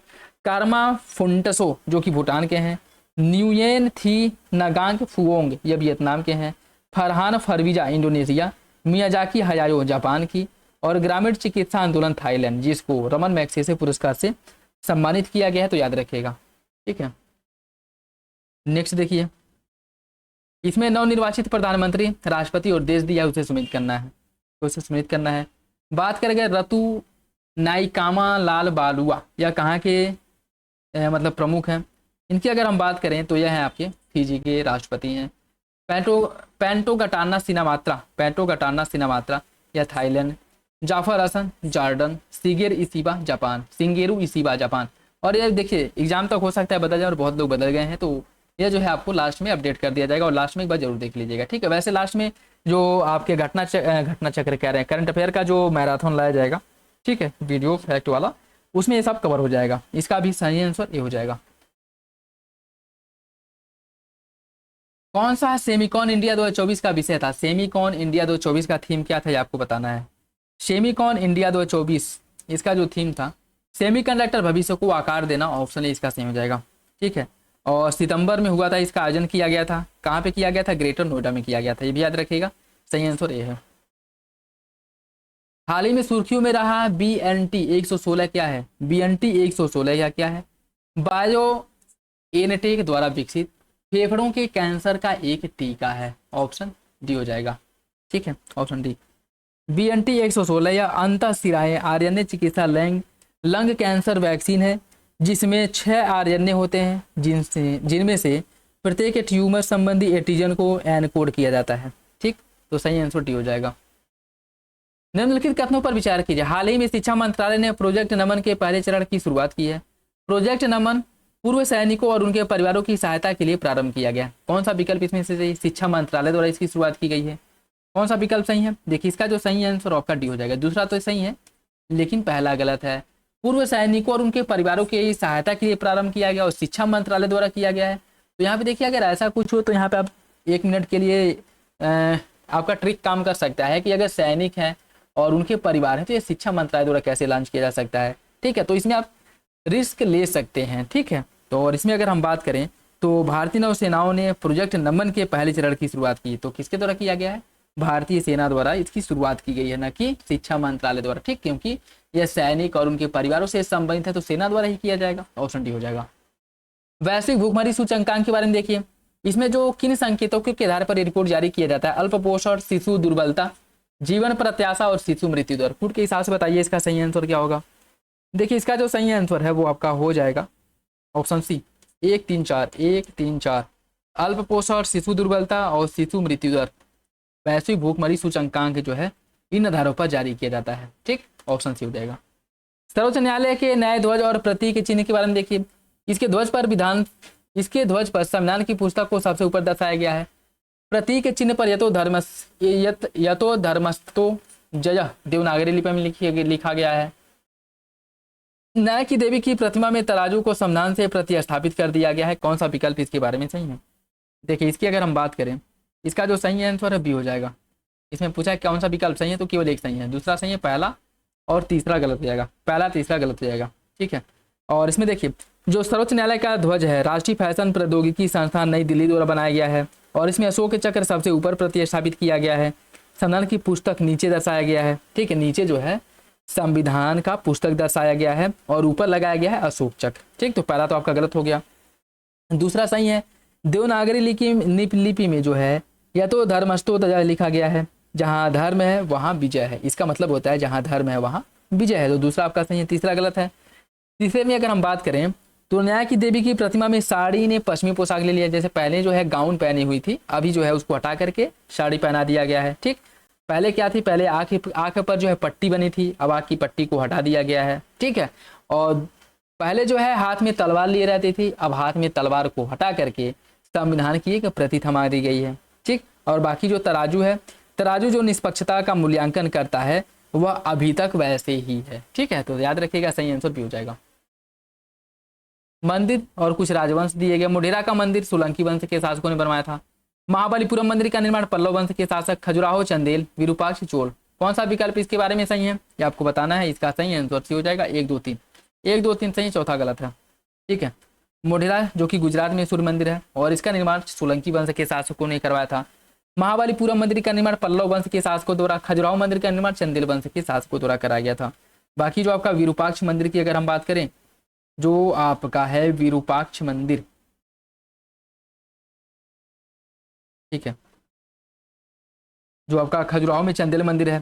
ठीक, और यहाँ लक्ष्मण मंदिर भी है जो चंदेल के समय में इसका मुख्य रूप से निर्माण किया गया था। और इसका जो निर्माण किया गया है मंदिर के आधार पर पाए गए शिलालेख के अनुसार इसका जो निर्माण है 954 ईस्वी में माना जाता है। ठीक है, इसका जो निर्माण है 924 ईस्वी में किया गया था। ठीक, और मंदिर की योजना पंचायतन शैली में इसका निर्माण किया गया है, ये भी याद रखिएगा, पंचायतन शैली में इसका निर्माण किया गया है। ठीक है, इसके साथ साथ पटक्कल में स्थित जो विरूपाक्ष मंदिर है इसका जो निर्माण है चालुक्य मंदिर का एक सर्वोत्तम उदाहरण है। और यह मंदिर विक्रमादित्य द्वितीय के शासनकाल में इसका निर्माण हुआ था और यह मंदिर प्रारंभिक द्रविड़ परंपरा का एक सर्वोत्तम उदाहरण है। तो चोल नहीं बल्कि जो आपका विरूपाक्ष मंदिर है यह चालुक्य वंश के शासकों द्वारा इसका निर्माण कराया गया विरूपाक्ष मंदिर का। ठीक है, चालुक्य वंश के शासकों द्वारा। ठीक, 4000 पावन रचनाओं का संग्रह जो नल ईरा दिव्य प्रबंधम इसकी निम्न में से या किन भक्तों से संबंधित है? अलवार, नैनार, भागवत, पाशुपत। कौन सा विकल्प इसके बारे में सही है? देखिए इसकी अगर हम बात करें सही आंसर ये हो जाएगा अलवार यह वैष्णव संबंधित है या मुख्य रूप से वैष्णव धर्म से संबंधित है। और नैनार यह शैव धर्म से संबंधित है। इसको आप शैव मतलब नयन, ठीक है, भगवान शिव का ही तीसरा नयन है, आँख है और इसमें नयन दिया है, तो नैनार अर्थात भगवान शिव से संबंधित है, अलवार भगवान विष्णु। तो यह जो संबंधित है नल ईरा दिव्य प्रबंधम या अलवार अर्थात भगवान विष्णु अर्थात वैष्णव धर्म से संबंधित है। उत्तर वैदिक काल के बारे में कौन सा विकल्प सही नहीं है? कर संग्रहण का कार्य संग्रहित नामक अधिकारी करता था। आकस्मिक हमलों हेतु राजा स्थायी सेना रखते थे। स्थानीय विवादों का निपटारा राजा द्वारा किया जाता था। कौन सा विकल्प इसके बारे में सही आपको बताना है। देखिए इसका जो सही आंसर रस्सी हो जाएगा, दूसरा तीसरा सही है, पहला गलत है, पहला गलत हो जाएगा। ठीक है, देखिए इसकी अगर हम बात करें कर संग्रहकर्ता की बात करें, उत्तर वैदिक काल में राजा की कोई अस्थायी सेना नहीं रखता था। युद्ध के समय कबीले के लोग अपनी सेना देते थे और फिर राजा जो है जो क्षेत्र विजित करना होता था वो विजित करता था। ठीक, कर्मकांडों के अनुष्ठान के अनुसार युद्ध में विजय पाने की कामना से राजा को एक ही थाली में अपने भाई बंधुओं के साथ खाना खाना पड़ता था। ठीक है, तो कल संग्रहण का कार्य संग्रहित नामक अधिकारी करता था। ये आपका उत्तर वैदिक काल के बारे में क्या पूछा है, कौन सा विकल्प इसमें से सही, कौन सा विकल्प सही नहीं है। तो पहला कर संग्रह का संग्रहित नामक अधिकारी करता था, बात बिल्कुल ठीक है।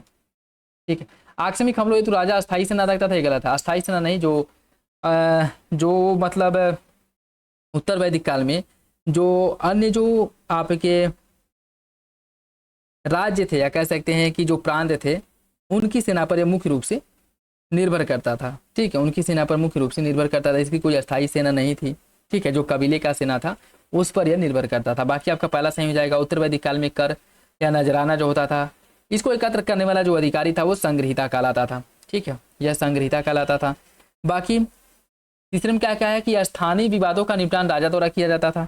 इसमें अगर हम देखें तो निचले स्तर पर प्रशासन का भार संभवतः ग्राम सभाओं पर आता था और जिन पर प्रमुख कुलों के प्रधानों का नियंत्रण रहता था। सभाएं स्थानीय वाद विवादों का फैसला करती थी। जो सभा समिति विदत थी यहाँ पे मुख्य रूप से मतलब मेजोरिटी में निर्णय लिया जाता था। ठीक है, सहमति के आधार पर निर्णय लिया जाता था। तो सही आंसर इसका हो जाएगा सी, अर्थात दूसरा तीसरा गलत है, पहला सही हो जाएगा। निम्नलिखित मध्य एशियाई राजवंशों को भारत पर आक्रमण के सही क्रम में लगाना है। पालव, हिंद, यवन, शक और कुषाण, इनके द्वारा जो भारत पर आक्रमण किए गया उस क्रम में लगाना है। ठीक है, देखिए इसमें अगर हम बात करें तो सबसे पहले भारत पर इंडो ग्रीक हिंद यवन द्वारा शासन किया गया था, मतलब आक्रमण किया गया था। उसके बाद शकों ने आक्रमण किया था, यह दूसरे नंबर पे आ जाएगा। फिर आया आपका पहलव, उसके बाद है कुषाण। ठीक है, इसका जो सही आंसर बी हो जाएगा 2 3 1 4, 2 3 1 4। कौन प्राचीन ग्रंथ मिलिंद पन्हों की विषय वस्तु है। यूनानी शासक मिलिंद की प्रशासनिक व्यवस्था, मिलिंद की अन्य प्रदेशों पर विजय और साम्राज्य विस्तार, मिलिंद का भव्य राजाभिषेक, या फिर मिलिंद और बौद्ध भिक्षु नागसेन का प्रश्नोत्तर। इसका सही आंसर डी हो जाएगा। मिलिंद और जो बौद्ध भिक्षु नागसेन है इनके बीच जो चर्चाएं होती, जो वाद विवाद हुआ है, उसी का एक मतलब कह सकते हैं उसी को सम्मिलित करके मिलिंद पन्हों की रचना की गई है। Option D. याज्ञवल्क्य की गार्गी संवाद का उल्लेख किसमें देखने को मिलता है, किस उपनिषद में है। याज्ञवल्क्य और गार्गी संवाद, इसका जो उल्लेख है वो बृहदारण्यक उपनिषद में देखने को मिलेगा। ऑप्शन सी हो जाएगा। मेगास्थनीज के भारत विवरण के संदर्भ में देखिए, पाटलिपुत्र का प्रशासन 6 समितियों के द्वारा किया जाता था। दास प्रथा विद्यमान थी। मथुरा क्षेत्र में हेराक्लीज की पूजा की जाती थी। दुर्भिक्ष में राज्य द्वारा अन्न वितरण किया जाता था। कौन सा विकल्प इसके बारे में सही है। देखिए इसका जो सही आंसर हो जाएगा वो है आपका ए। पहला और तीसरा सही, दूसरा चौथा गलत हो जाएगा। दास प्रथा विद्यमान था, यह गलत है।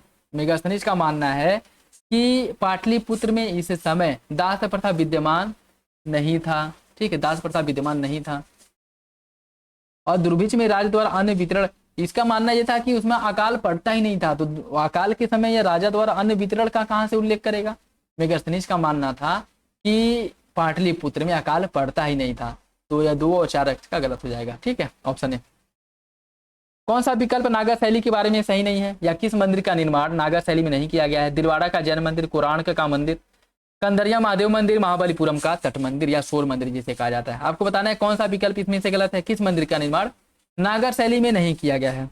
देखिए इसका जो सही आंसर है क्या हो जाएगा, इसका जो सही आंसर है वो हो जाएगा आपका ऑप्शन डी। महाबलीपुरम का जो तटीय मंदिर था जिसे शोर मंदिर कहा जाता है, इसका निर्माण नागर शैली में नहीं किया गया है। ठीक, और बाकी शैलियों की बात करें तो मंदिर स्थापत्य की 3 शैलियों का विकास हुआ है, नागर, द्रविड़ और बेसर।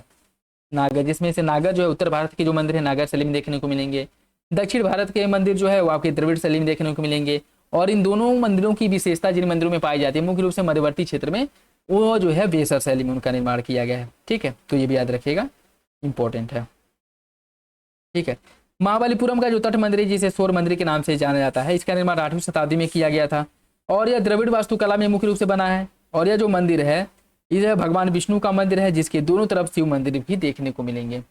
किस शासक ने कश्मीर में मार्तंड मंदिर का निर्माण कराया था। कश्मीर में मार्तंड मंदिर का निर्माण ललितादित्य मुक्तापीठ द्वारा कराया गया था। ऑप्शन बी हो जाएगा। ऑप्शन बी इसका सही है। ऋग्वेद के 7वें मंडल में उल्लिखित दसराग युद्ध निम्नलिखित में से किस नदी के तट पर हुआ था। दसराग युद्ध जो हुआ था किस नदी के तट पर हुआ था, यह हुआ था आपका परुषड़ी, अर्थात वर्तमान रावी नदी के तट पे। ठीक है, परुषड़ी जिसे वर्तमान में रावी नदी के नाम से जाना जाता है, यहाँ पे हुआ था और 7वें मंडल में इसका उल्लेख मिलता है। ठीक है, 7वें मंडल में इसका उल्लेख मिलता है। सही आंसर इसका जो है आपका हो जाएगा डी। और यही क्वेश्चन आप लोगों से पूछा गया है, आप लोग कमेंट बॉक्स में बताइएगा। ठीक है, कि 7वें मंडल की रचना किसके द्वारा की गई है? निम्नलिखित में से किस ग्रंथ की विषय वस्तु बुद्ध के सौतेले भाई आनंद के बौद्ध धर्म में दीक्षित होने के प्रसंग पर आधारित है? कौन सा विकल्प इसका सही है? इसका सही आंसर हो जाएगा सी, सौंदरानंद। ठीक, सौंदरानंद। बुद्ध चरित्र या भगवान बुद्ध के जीवन और उनके उपदेशों का उल्लेख इसमें मुख्य रूप से किया गया है। सार्यपुत्र प्रकरण जो है यह अश्वघोष का प्राचीन नाटक है जो खंडित रूप से मध्य एशिया से प्राप्त हुआ है। जो सौंदरानंद है यह अश्वघोष का दूसरा महाकाव्य है जिसमें 18 सर्ग है और इससे बुद्ध के सौतेले भाई आनंद के बौद्ध धर्म में दीक्षित होने का उल्लेख मिलता है। जो स्वप्न वासवदत्ता है यह भाष्य की रचना है और इसमें जो है सर्वश्रेष्ठ सर्वगुण संपन्न रंगमंच की दृष्टि से सफल जो नाट्याकृति है इसका उल्लेख किया गया है। ठीक है, और इसमें जो है उदयन की जो रानी थी, रानी वासवदत्ता, और विद्वान नायक जो मगधराज का दर्शक बहन पद्मावती, इन लोगों का मुख्य रूप से उल्लेख किया गया है। नेक्स्ट देखिए, इसमें सूची फर्स्ट को सूची सेकंड से सम्मिलित करना है। ऋषभ देव का प्रतीक चिन्ह क्या था? ऋषभ देव के प्रतीक चिन्ह की अगर मैं बात करूं तो इनका प्रतीक चिन्ह वृषभ अर्थात बैल था। शांतिनाथ का प्रतीक चिन्ह था शांति, हिरण का प्रतीक। ठीक, और अरिष्ट नेमी की बात करें, अरिष्ट नेमी का प्रतीक शंख था, महावीर का सिंह था। इसका जो सही आंसर है वो हो जाएगा आपका ऑप्शन सी, 1 3 2 4। धामेक स्तूप के बारे में देखिए, इसे गुप्त शासकों द्वारा इसका बनाया गया था और यह ऊंचे चबूतरे पर पत्थर से निर्मित है। इसके अलंकरण में ज्यामिति आकृतियों एवं पुष्प चित्रों का प्रयोग किया गया। कौन सा विकल्प इसके बारे में सही है? इसका सही आंसर ये हो जाएगा, पहला, तीसरा सही, दूसरा गलत है। इसे ऊंचे चबूतरे पर नहीं बनाया गया है। ठीक है, इसका जो आधार है अन्य गुप्तकालीन स्तूपों के समान वर्गाकार देखने को मिलेगा। वर्गाकार मतलब न होकर के गोलाकार है। ठीक, उसके साथ साथ इसमें अन्य स्तूपों की तरह चबूतरा नहीं है बल्कि यह धरातल पर बना है, तो दूसरा गलत हो जाएगा, बाकी दोनों विकल्प सही हैं। चीनी यात्रियों का उनके भारत आने के क्रम में लगाना है। फायान, वेनसांग, सुंगयुन और इतसिंग, इनका भारत आने का जो क्रम है उसमें आपको व्यवस्थित करना है। ठीक है, देखिए इसमें अगर हम बात करें, फायान सबसे पहले भारत आया था चंद्रगुप्त द्वितीय के समय में। ठीक है, उसके बाद कौन भारत आया था? फायान के समय भारत आया था आपका सुंगयुन। ठीक है, फायान के बाद सुंगयुन भारत आया था, फिर आपका वेनसांग आया था हर्षवर्धन के समय, फिर इतसिंग आया था। तो 1 3 2 4 इसका सही हो जाएगा ऑप्शन सी, 1 3 2 4, 1 3 2 4। ठीक है,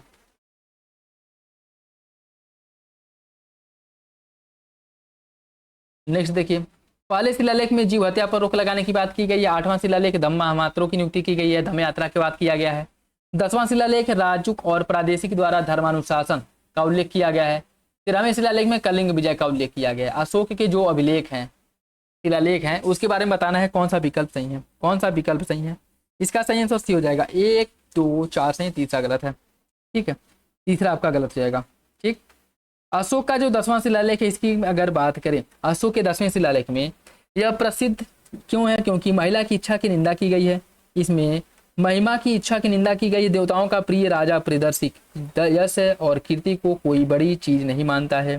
ठीक है, और यह मानता है कि अपना कर्म अच्छा कीजिए, ठीक है, न कि फालतू का आडंबर कीजिए। सही आंसर इसका हो जाएगा ऑप्शन सी, 1 2 4 सही है, तीसरा गलत है।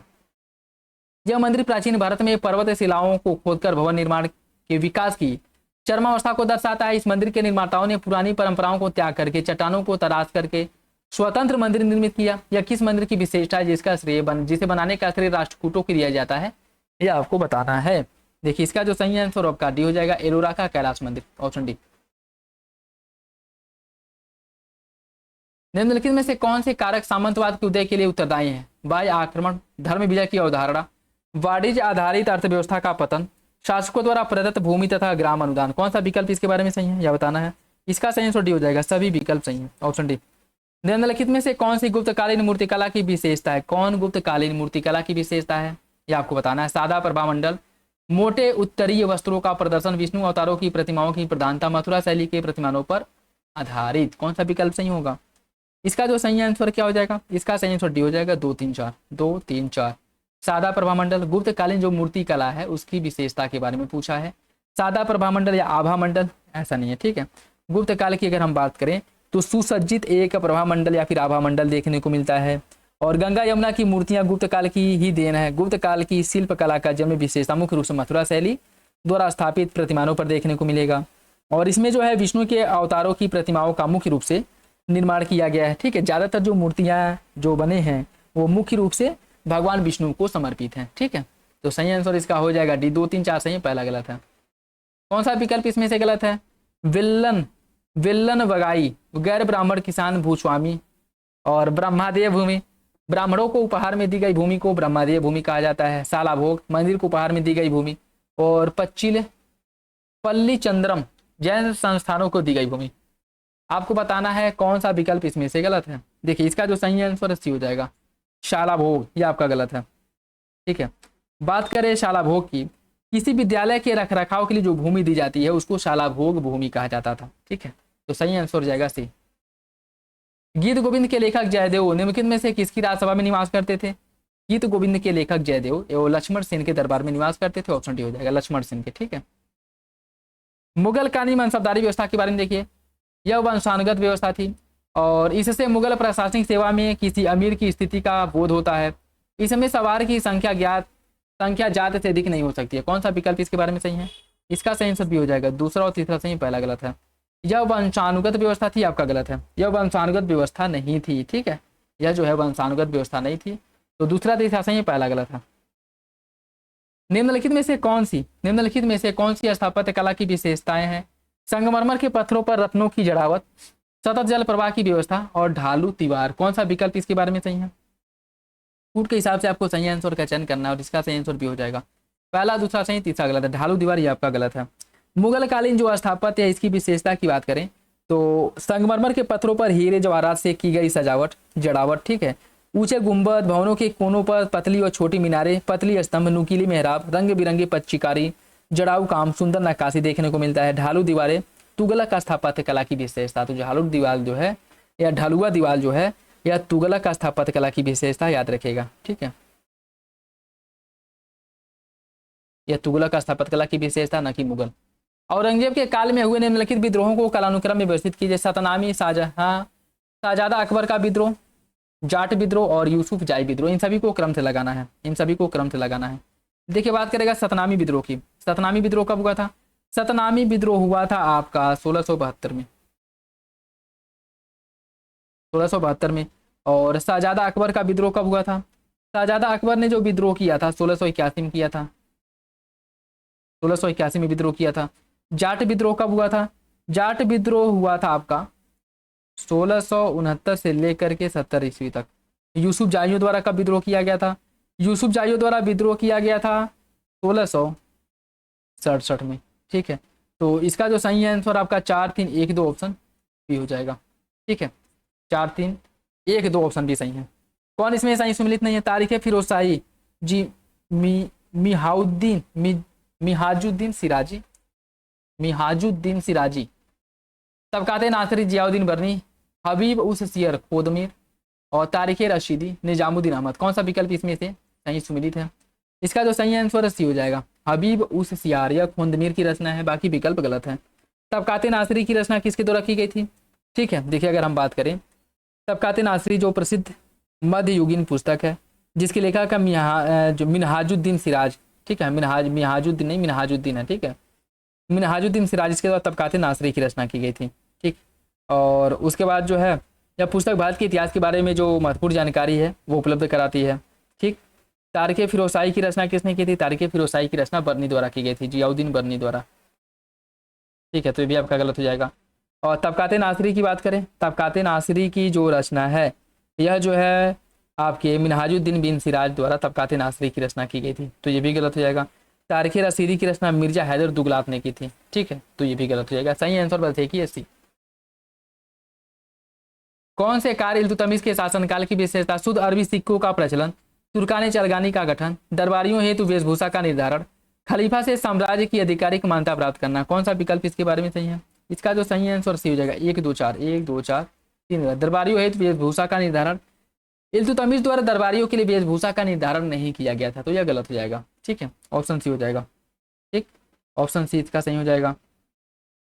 और इसमें अगर हम बात करें बगदाद के खलीफा से मान पात्र प्राप्त करने, उसके बाद भारतीय प्रदेशों की वैधानिक स्वीकृति स्थापित की और इसके समय में दिल्ली को महत्व बढ़ चुका था। लाहौर नगर इसका महत्व कम हो गया था क्योंकि इसने राजधानी को लाहौर से दिल्ली हस्तांतरित कर दिया था, तो याद रखिएगा। ठीक है, और इल्तुतमिश द्वारा दरबारियों के लिए वेशभूषा का निर्धारण करने का कोई भी उल्लेख प्राप्त नहीं होता है, तो सही आंसर हो जाएगा। शिवाजी के राज्यों से प्रशासन के बारे में देखिए।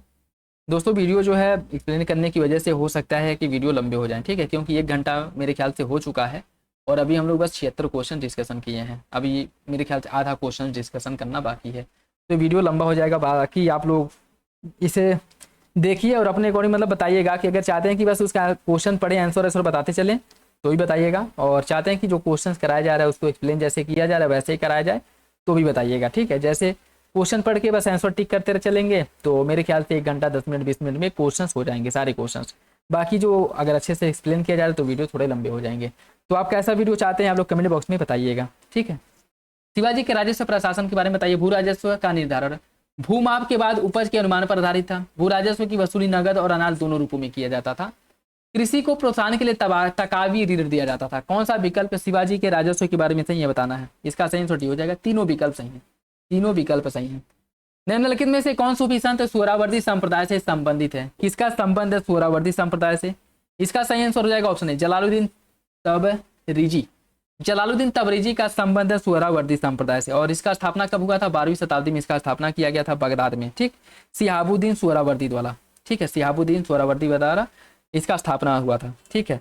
और सोहरावर्दी सिलसिले को लोकप्रिय बनाने का जो श्रेय है भारत में वह बहाउद्दीन जकारिया को जाता है, ये भी याद रखिएगा। बाकी जो आपका कादरी सिलसिला है, कादरी सिलसिला एक राष्ट्रवादी पंथ है जिसकी स्थापना अब्दुल कादिर जिलानी द्वारा की गई थी। नक्शबंदी सिलसिला या अकबर के शासनकाल में इसका स्थापना किया गया था, ठीक है। और इसका जो स्थापना है ख्वाजा बाकी बिल्ला द्वारा किया गया था, ये भी याद रखिएगा। और शेख अहमद सरहिंदी इस सिलसिले के सबसे प्रसिद्ध संत थे। चिश्ती संप्रदाय सैयद मोहम्मद हाजिद के अनुसार चिश्ती भारत का सर्वप्रथम और प्राचीन सूफी संप्रदाय था। और ख्वाजा मोइनुद्दीन चिश्ती में सुहाबुद्दीन मोहम्मद गौरी को सेना के साथ भारत में आए थे और बाद में उन्होंने चिश्ती परंपरा की नींव डाली थी, ठीक। तो याद रखिएगा इसमें पूछा है सोहरावर्दी संप्रदाय तो जलालुद्दीन तबरेजी ऑप्शन है। बाकी यानी जो तीनों संप्रदाय है इससे रिलेटेड कौन है कब इसका स्थापना हुआ था ये भी बता दिया गया, तो याद रखिएगा। औरंगजेब ने सर्वप्रथम आचार नियंत्रण के रूप में निम्नलिखित में से किस अधिकारी की नियुक्ति की थी। इसका सही आंसर हो जाएगा बी, मुहतसीब नामक अधिकारी की नियुक्ति की थी, ठीक है। किस मुगल शासक ने सिंचाई की सुविधाओं के लिए नहर ए फैज का निर्माण किया था। फैज नहर का निर्माण किसके द्वारा कराया गया था। देखिए फैज नहर का निर्माण कराया था शाहजहां ने, ठीक है, शाहजहां के द्वारा फैज नहर का निर्माण कराया गया था, ठीक। और इसके साथ साथ अगर मैं बात करूं शाहजहां के द्वारा अकाल से निपटने के लिए सिंचाई की व्यवस्था का विकास किया गया था। 98 किलोमीटर लंबी रावी नहर का निर्माण लाहौर से में करवाया था और इसी नहर को जो रावी पर निर्मित है इसी नहर को फैज नहर के नाम से जाना जाता है, ये भी याद रखिएगा। और जो शाहजहां का काल है इसे स्थापत्य कला के चरमोत्कर्ष का काल भी कहा जाता है, ठीक है, मुगल काल का स्वर्णयुग कहा जाता है, तो याद रखिएगा ऑप्शन सी इसका सही हो जाएगा।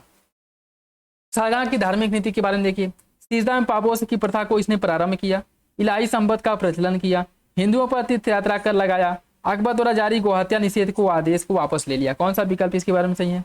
इसका सही आंसर भी हो जाएगा 3-4 बस सही है, पहला दूसरा गलत है, ठीक है। सही पूछा है 3-4 सही हो जाएगा, ठीक, 3-4 सही हो जाएगा। हिंदुओं पर तीर्थ यात्रा कर आरोपित किया, ये बात बिल्कुल ठीक है। अकबर द्वारा जारी गोहत्या निषेध के आदेश को वापस ले, ये बात भी ठीक है। सिजदा में पापोस को इसने समाप्त कर दिया था। इलाही संपत्ति का प्रचलन प्रारंभ नहीं किया बल्कि समाप्त कर दिया, तो तीसरा चौथा सही है, पहला दूसरा गलत है। बाबर द्वारा भारत में लड़े गए जो युद्ध है इन सबको कालक्रम से लगाना है, इन सबको कालक्रम से लगाना है, ठीक है। देखिए अगर बात करें पानीपत का युद्ध कब हुआ था। पानीपत का जो युद्ध है ये हुआ था 1526 में। 1526 में पानीपत का युद्ध हुआ था। उसके बाद हुआ था आपका खानवा का युद्ध 1527 में। 1527 में खानवा का युद्ध। चंदेरी का युद्ध हुआ था 1528 में। 1528 में चंदेरी का युद्ध हुआ था। और इसके बाद आपका घाघरा का युद्ध हुआ था 1529 में, ठीक है। तो इसका जो सही आंसर भी हो जाएगा 3, 1, 4, 2। सूची फर्स्ट को सूची सेकंड से सम्मिलित करना है। सूची फर्स्ट को सूची सेकंड से सम्मिलित करना है। राज्य और शासक। रणथंभौर का शासक कौन था। रणथंभौर के शासक की अगर हम बात करें तो हमीरदेव रणथंभौर के शासक थे। चित्तौड़ के शासक की बात करें, चित्तौड़ का शासक था रतन सिंह, राजा रतन सिंह। मालवा का शासक महलक देव, मालवा महलक, ठीक। जालौर कान्हड़ देव। सही आंसर सी हो जाएगा 4, 3, 1, 2, ठीक है। निम्नलिखित में से किस गुरु ने गुरुमुखी लिपि की शुरुआत की थी। किसके द्वारा किया गया था। गुरुमुखी लिपि की शुरुआत की थी गुरु अंगद देव ने। ऑप्शन है इसका सही है, गुरु अंगद देव के द्वारा इसकी शुरुआत की गई थी, ठीक। शाहजहां के शासनकाल को स्थापत्य कला का स्वर्णकाल कहा जाता है। उसने वास्तुकला की पितराधुरा तकनीक की शुरुआत की थी। कौन सा विकल्प सही है। इसका सही आंसर जो है, इसका जो सही आंसर है वो आपका सी हो जाएगा, ठीक है। पहला तो सही है लेकिन दूसरा गलत हो जाएगा। ठीक है। देखिए पितरा दुर्रा तकनीक की जो शुरुआत है जहांगीर के शासनकाल में हो गई थी। इसके जहांगीर के शासनकाल के जो आखिरी टाइम था उसी समय इसकी शुरुआत हो गई थी। ठीक है। और इसके तकनीक के अंतर्गत संगमरमर की इमारत बनवाने, दीवारों को फूलदार आकृति से सजाना और सोने माने जो मूल्यवान जड़ाऊ है वो करना, ये इसके अंतर्गत शामिल था। ठीक है। हाँ, ये कह सकते हैं कि पितरा दुर्रा तकनीक जो है इसको शाहजहां ने बहुत ही अधिक मात्रा में और कह सकते हैं व्यापक स्तर पर इसका उपयोग किया, ये हो सकता है, लेकिन इसकी शुरुआत इसके पहले जहांगीर के समय में ही हो चुकी थी। निम्नलिखित में से कौन सा विजय का सर्वाधिक प्रसिद्ध सोने का सिक्का है? विजयनगर का सबसे प्रसिद्ध सोने का सिक्का कौन है? देखिए विजयनगर का सबसे प्रसिद्ध सोने का सिक्का है वाराह, ऑप्शन भी हो जाएगा वाराह। ठीक है। और सोने के छोटे सिक्के प्रताप, फड़म कहलाते थे। चांदी के सिक्के को तार और तांबे के सिक्के को काकिनी कहा जाता था, ये भी याद रखिएगा।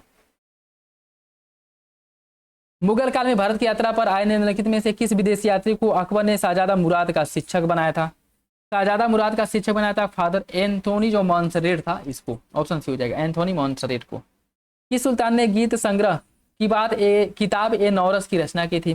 किताब ए नौरस की रचना किसके द्वारा की गई थी? इसकी रचना की थी इब्राहिम आदिल शाह द्वितीय ने, ऑप्शन भी हो जाएगा, इब्राहिम आदिल शाह द्वितीय ने किताब ए नौरस की रचना की थी। शिवाजी के प्रशासन के बारे में देखिए, नियमित सैनिकों को नगद वेतन प्रदान किया जाता था, जमींदारी व्यवस्था का उन्मूलन कर दिया गया, मुगल क्षेत्रों में वसूली के माध्यम से आय में वृद्धि की गई। कौन सा विकल्प विजयनगर साम्राज्य के बारे में, शिवाजी के शासनकाल के बारे में सही है? कूट के हिसाब से आपको सही आंसर का चयन करना है।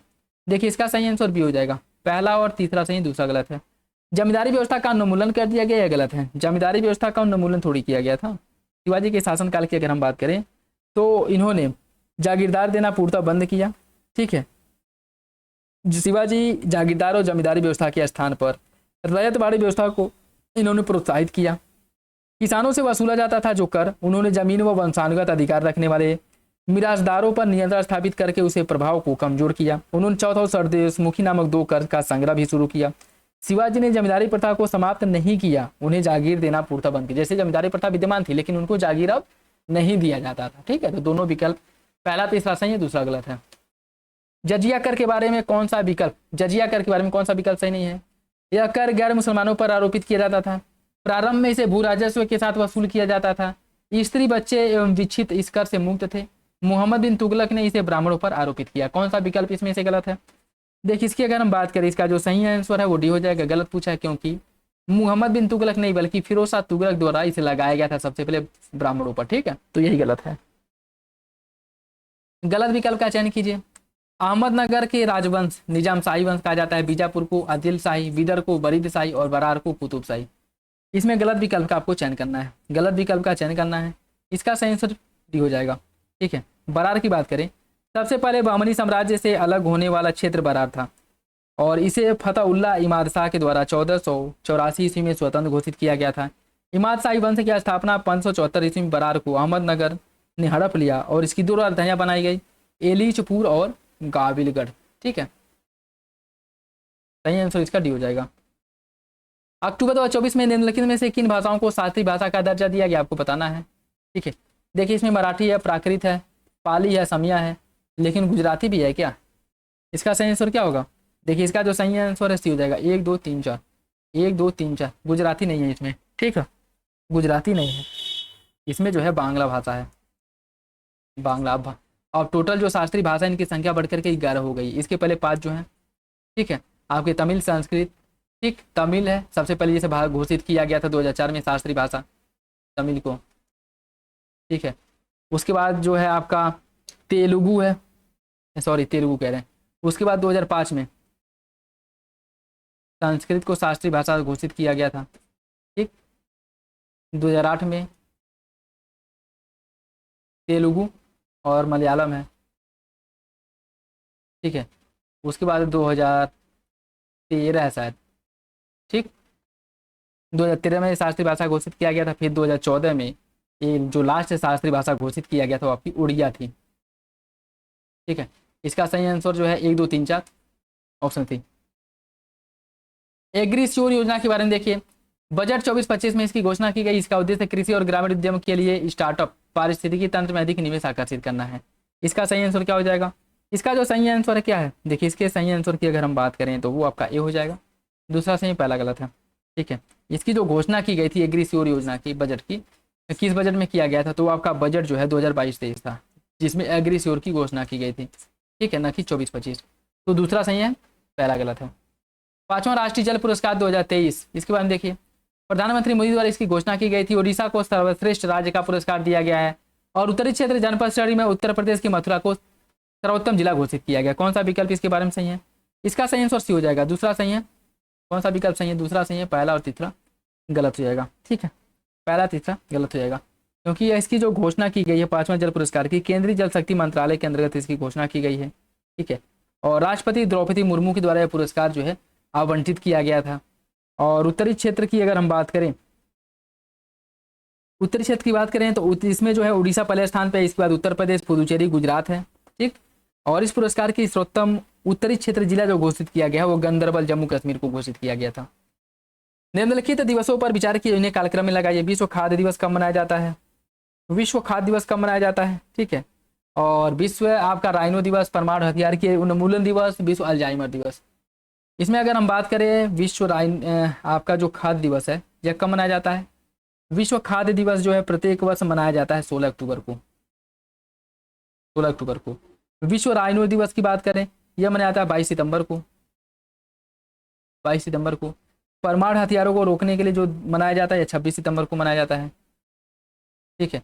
और विश्व अल्जाइमर दिवस जो मनाया जाता है वो 21 सितंबर को मनाया जाता है, ठीक। तो इसका सही आंसर हो जाएगा ऑप्शन ए। हाल ही में सुर्खियों में रहा यूरोपा क्लीपर मिशन के बारे में देखिए। इसे यूरोपीय स्पेस एजेंसी द्वारा प्रारंभ किया गया है। यह 2027 में बृहस्पति की कक्षा में प्रवेश करेगा। कौन सा विकल्प इसके बारे में सही है? इसका जो सही आंसर है बी हो जाएगा। दोनों विकल्प गलत है, दोनों विकल्प गलत है।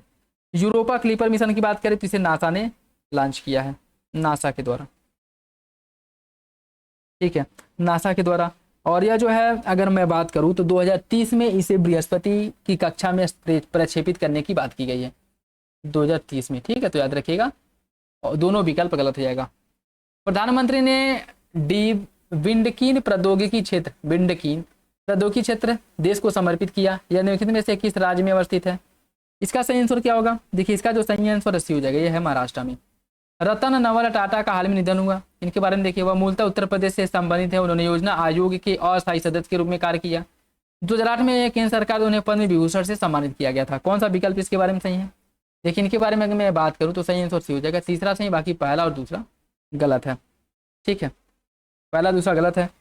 इनकी अगर मैं बात करूं, 86 वर्ष की आयु में इनका निधन हुआ। बम्बई, ब्रिटिश भारत, वर्तमान मुंबई में इनका जन्म हुआ था।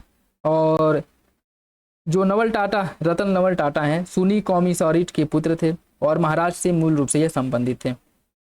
और जो रतन टाटा हैं, इनको योजना आयोग के अस्थायी सदस्य के रूप में कार्य नहीं किया था। इन्होंने प्रधानमंत्री की आर्थिक सलाहकार परिषद के अस्थायी आमंत्रित सदस्य के रूप में कार्य किया था, ठीक है। तो ये भी गलत हो जाएगा। 9वां विश्व जूनियर वुशु चैंपियनशिप के बारे में देखिए।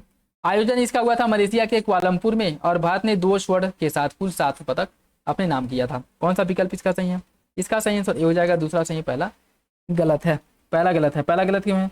देखिए इसकी मेजबानी जो है ब्रुनेई द्वारा की गई थी, ब्रुनेई द्वारा इसकी मेजबानी की गई थी, ठीक है। तो ये आपका गलत हो जाएगा, ठीक है। सही आंसर जो है केवल एक है, सही आंसर है दूसरा, पहला गलत है। वर्ल्ड ग्रीन इकोनॉमिक समिट के बारे में देखिए। स्थापना हुआ था 2014 में। 2024 के सम्मेलन का विषय है वैश्विक कार्रवाई को सशक्त बनाना, अवसरों को खोलना और प्रगति को आगे बढ़ाना। कौन सा विकल्प इसका सही है? इसका जो सही आंसर क्या होगा? इसका जो सही आंसर है वो हो जाएगा ऑप्शन डी, दोनों विकल्प सही है। संयुक्त स्तन अभियान काजिंद 2024 के बारे में देखिए। यह इसका 8वां संस्करण था और यह जो अभ्यास है 30 सितंबर को किया गया था और इसमें पहली बार इजराइल की सैन्य टुकड़ी ने भाग लिया था। कौन सा विकल्प इसके बारे में सही है? देखिए इसका जो सही आंसर क्या हो जाएगा? इसका सही आंसर हो जाएगा ऑप्शन ए, पहला, दूसरा सही, तीसरा गलत है।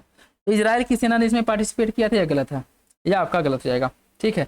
और इसकी बात करें काजिंद, या भारत और कजाकिस्तान की संयुक्त सैन्य अभ्यास है, ठीक। और इजराइल की सैन्य टुकड़ी ने प्रतिभाग नहीं किया था, यह आपका गलत हो जाएगा, ठीक है। सही आंसर है ए। 12मासा निम्नलिखित में से किस चित्रकला शैली से संबंधित है? 12मासा का संबंध है बूंदी चित्रकला शैली से, बूंदी चित्रकला शैली से संबंधित है 12मासा, ठीक है। तो याद रखिएगा सही आंसर इसका जो है वो आपका हो जाएगा ऑप्शन डी, ऑप्शन डी इसका सही है, ऑप्शन डी इसका सही हो जाएगा, ठीक है। सारनाथ जैन समुदाय के लिए पूजनीय स्थल है। जैन धर्म के 11वें तीर्थंकर का जन्म सारनाथ में हुआ था। कौन सा विकल्प इसका सही है? इसका सही आंसर ए हो जाएगा। दोनों सही और आर एक ही सही व्याख्या करता है। ठीक है, दोनों सही आर एक ही सही व्याख्या करता है। ठीक, और जैन धर्म के जो 11वें तीर्थंकर थे कौन थे? श्रेयांसनाथ जैन धर्म के 11वें तीर्थंकर थे, जिनका जन्म सारनाथ के सिंहपुर में हुआ था। ठीक है, सूची फर्स्ट को सूची सेकंड से सुमित करना है। कुछ दर्शन है और उसके प्रणेता। न्याय दर्शन का प्रतिपादक कौन है? न्याय दर्शन का स्थापना किनके द्वारा किया गया था? देखिए, न्याय दर्शन के जो प्रतिपादक हैं वो हैं गौतम। सांख्य दर्शन के कपिल हैं। मीमांसा के प्रतिपादक है जैमिनी। और वैशेषिक के हैं कणाद। ठीक है, इसका जो सही आंसर वो हो जाएगा आपको option B. Option B. Manusmriti का अंग्रेजी में अनुवाद किसके द्वारा किया गया था? मनुस्मृति का अनुवाद जो है किसने किया था? देखिए, मनुस्मृति का जो अनुवाद है अंग्रेजी में यह किया गया था a code of Gentoo laws के नाम से। A code of Gentoo laws के नाम से मनुस्मृति का अंग्रेजी में अनुवाद किया गया था। ऑप्शन बी इसका सही है। ऑप्शन बी इसका सही है। ठीक है, ऑप्शन बी इसका सही हो जाएगा। और sacred book of the east नाम से मैक्स मूलर द्वारा रचित हिंदू धर्म ग्रंथों का अनुवाद किया गया था। ठीक, और इसके अंतर्गत जो भारत के अन्य पौराणिक जो ग्रंथ हैं इनका बहुत से मतलब ज़्यादातर जो ग्रंथ है इनका अंग्रेजी अनुवाद विभिन्न नामों से किया गया है। ठीक है, और 1776 में सर विलियम जोन्स के द्वारा मनुस्मृति का अंग्रेजी में अनुवाद किया था। ये भी याद रखिएगा, कब किया गया था? 1776 में इसका अंग्रेजी में अनुवाद किया गया था विलियम जोन्स द्वारा।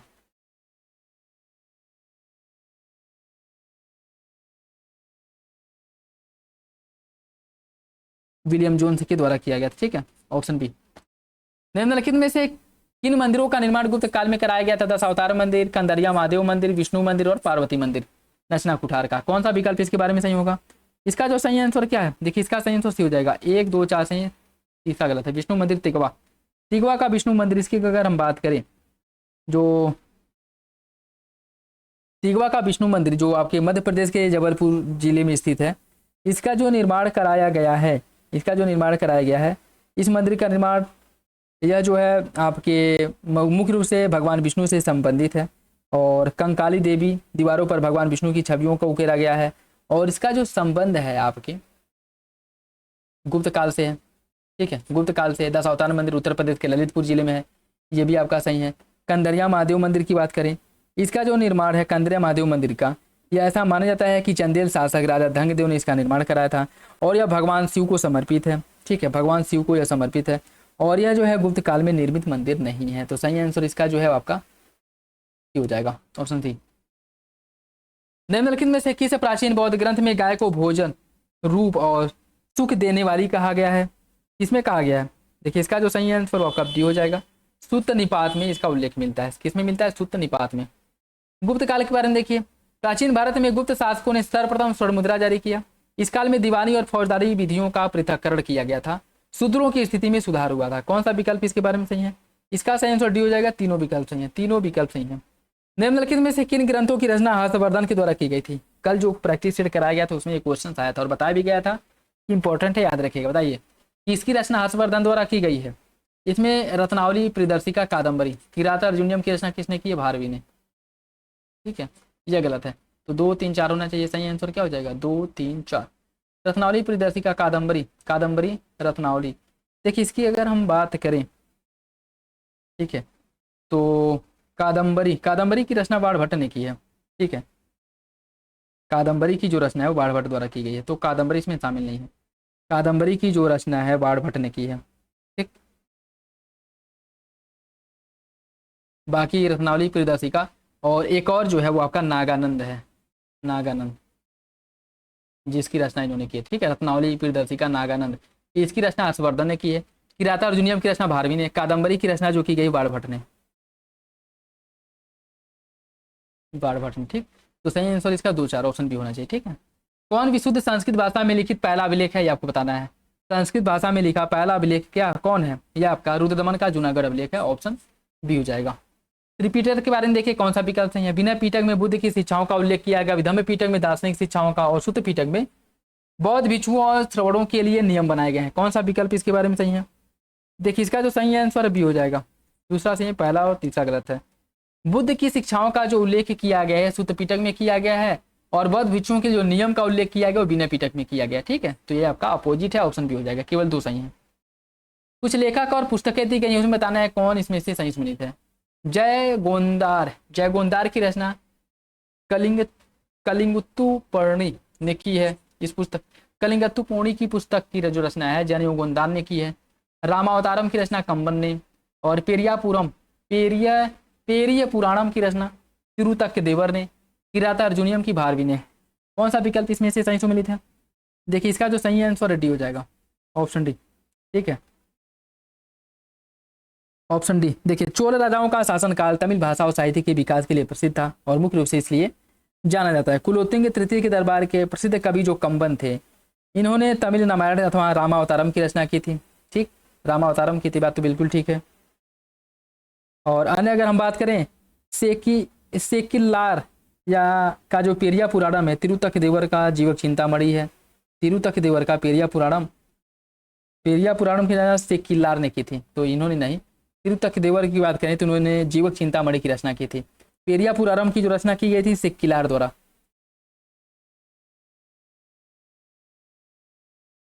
ठीक है, सेकिलार द्वारा। बाकी तीनों विकल्प आपके सही हैं। ठीक, कायस्थों का सर्वप्रथम उल्लेख है ओशन स्मृति में देखने को मिलती है। कायस्थों का प्रमुख कार्य राजस्व संबंधी कार्यों का हिसाब किताब रखना। कायस्थों के उदय से ब्राह्मणों के अधिकारों पर आघात हुआ। कौन सा विकल्प इसके बारे में सही है? इसका सही आंसर सी हो जाएगा। 2-3 सही है, पहला गलत है। पहला गलत है। कायस्थ की बात करें, कायस्थ एक जाति के रूप में कायस्थों का आविर्भाव देखने को मिलता है। कायस्थों का जो सर्वप्रथम उल्लेख मिलता है याज्ञवल्क्य की स्मृति में देखने को मिलता है, और इसमें कहा गया है कि राजा को चाहिए कि शोषित प्रजा की विशेषकर कायस्थों से रक्षा करे। कायस्थों को एक जाति के रूप में सर्वप्रथम ओशन स्मृति में वर्गीकृत किया गया है। ठीक है, तो सही आंसर इसका जो है वो आपका सी हो जाएगा। कायस्थों का जो उल्लेख है सर्वप्रथम वो किस में मिलता है? याज्ञवल्क्य की स्मृति में मिलता है।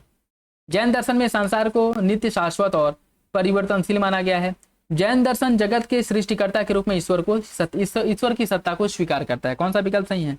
अभी ऊपर इसके बारे में डिस्कशन किए हैं। पहला इसमें सही है, दूसरा गलत है। जैन धर्म में ईश्वर की सत्ता में विश्वास करते हैं, मानता है कि हाँ भगवान है, लेकिन भगवान को सर्वोच्च नहीं मानता है, तो इसकी सत्ता को स्वीकार कैसे करेगा? ठीक है, सृष्टिकर्ता के रूप में।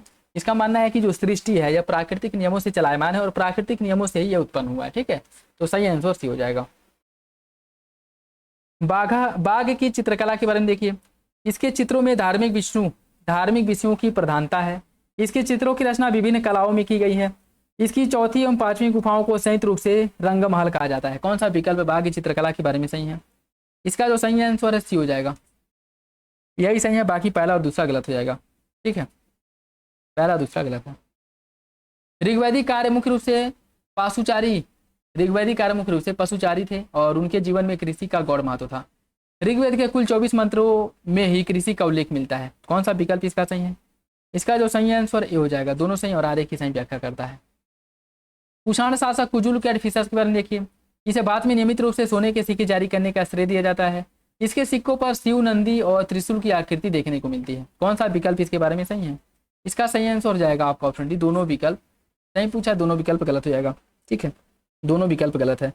देखिए कुजुल कैडफिसस की बात करें, कुषाण सत्ता में रोम और अन्य पाश्चात्य देशों के साथ भारत के व्यापारिक संपत्ति बढ़ जाने से निश्चित माप के सिक्कों की आवश्यकता प्रती हुई और कुषाण राजाओं ने विभिन्न आकार के सोने के सिक्के, तांबे के सिक्के और रजत सिक्के जारी किए थे। कुजुल कैडफिसस से कुषाण वंश के संस्थापक कुजुल कैडफिसस से संबंधित केवल तांबे के सिक्के के प्रमाण मिलते हैं। मार्शल को तक्षशिला की खुदाई से उसके ऐसे बहुत सिक्के प्राप्त हुए हैं, तो पहला गलत हो जाएगा।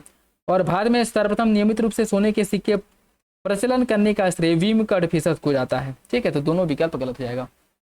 किस चीनी यात्री के विवरण से दक्षिण भारत एवं चीन के व्यापारिक संबंधों की जानकारी मिलती है? यह जानकारी किसके विवरण से प्राप्त होती है? हमें यह जानकारी मिलती है चाउ जू कुआं के विवरण से। ठीक है, चीनी यात्री के विवरण विशेषता उपयोगी रहे हैं और ये भी मुख्य रूप से चीनी यात्री बौद्ध मत अनुयायी थे और भारत में बौद्ध तीर्थस्थल की यात्रा करने और भारत के बारे में जानकारी एकत्र करने के लिए आए थे। और उसमें एक चीनी विद्वान जो इंतु था, इसके चाउजू कुआं नामक जो चीनी लेखक की यात्रा विवरण से हमें इसके बारे में जानकारी मिलती है। ठीक है, प्राचीन भारत में प्रयुक्त होने वाला पद नानादेशी निम्नलिखित में से किसे संदर्भित करता है? नानादेशी यह व्यापारियों एवं शिल्पियों के संगठन को नानादेशी कहा जाता था प्राचीन भारत में। संगम साहित्य दक्षिण भारत के राजनीतिक जीवन एवं राजनीतिक गतिविधियों का प्रमुख स्रोत है। संगमकालीन कवियों एवं ग्रंथों को राजकीय संरक्षण प्राप्त था। कौन सा विकल्प इसके बारे में सही है? इसका जो सही आंसर क्या होगा? इसका सही आंसर डी हो जाएगा। पहला गलत है, दूसरा सही है। दूसरा सही है, ठीक है। संगम साहित्य दक्षिण भारत के राजनीतिक जीवन एवं राजनीतिक गतिविधियों का प्रमुख स्रोत है, ये आपका गलत हो जाएगा, ठीक। देखिए, सुदूर दक्षिण में जनजीवन और पहले संगम साहित्य से ही जानकारी मिलती है। हमें इस साहित्य में राजनीतिक जीवन, राज्यों के गठन, राजनीतिक गतिविधियों के तिथिक्रम के संबंध में जानकारी प्राप्त नहीं होती है, फिर भी सामाजिक, आर्थिक और धार्मिक जीवन के बारे में इससे हमें जानकारी मिलती है, ठीक है। तो पहला गलत है, दूसरा सही। वल्लभाचार्य के बारे में देखिए, इन्होंने शुद्धात्ववाद का प्रतिपादन किया। इन्होंने शुद्धात्ववाद का प्रतिपादन किया। इन्होंने विवाहित जीवन को आध्यात्मिक उन्नति के लिए बाधक माना। भक्तमाल इनके द्वारा रचित प्रमुख ग्रंथ है। कौन सा विकल्प इसके बारे में सही आपको बताना है? देखिए, इसकी अगर हम बात करें, इसका जो सही आंसर है वो हो जाएगा आपका ऑप्शन है, केवल पहला सही है, दूसरा तीसरा गलत है, ठीक है। कबीर और नानक की तरह इन्होंने विवाहित जीवन को आध्यात्मिक उन्नति के लिए बाधक नहीं माना, ठीक है। तो विवाहित जीवन को आध्यात्मिक उन्नति के लिए बाधक नहीं माना था, यह गलत हो जाएगा। भक्तमाल इनके द्वारा रचित प्रमुख ग्रंथ है, ठीक है, ये भी आपका गलत हो जाएगा, ठीक है। लेकिन इनकी अगर हम बात करें, नाभादास द्वारा लिखित भक्तमाल ऐसी रचना है जो मध्यकालीन संतों के जीवन के बारे में जानकारी मिलती है, ठीक है। तो भक्तमाला की रचना जो है नाभादास द्वारा की गई है, ठीक है। दूसरा तीसरा गलत हो जाएगा। सूफी ग्रंथ मकतूबात, सूफी ग्रंथ मकतूबात के बारे में देखिए। सूफी संतों के व्याख्यान, इसमें जो मुख्य रूप से किसका उल्लेख किया गया बताना है। सूफी ग्रंथ जो मकतूबात है, इसमें किसका उल्लेख किया गया? इसमें जो है सूफी संतों द्वारा अपने सहयोगियों एवं अनुयायियों को लिखे जो गुप्त पत्र हैं, इसको मुक्तिबात कहा जाता था। ऑप्शन बी सही है।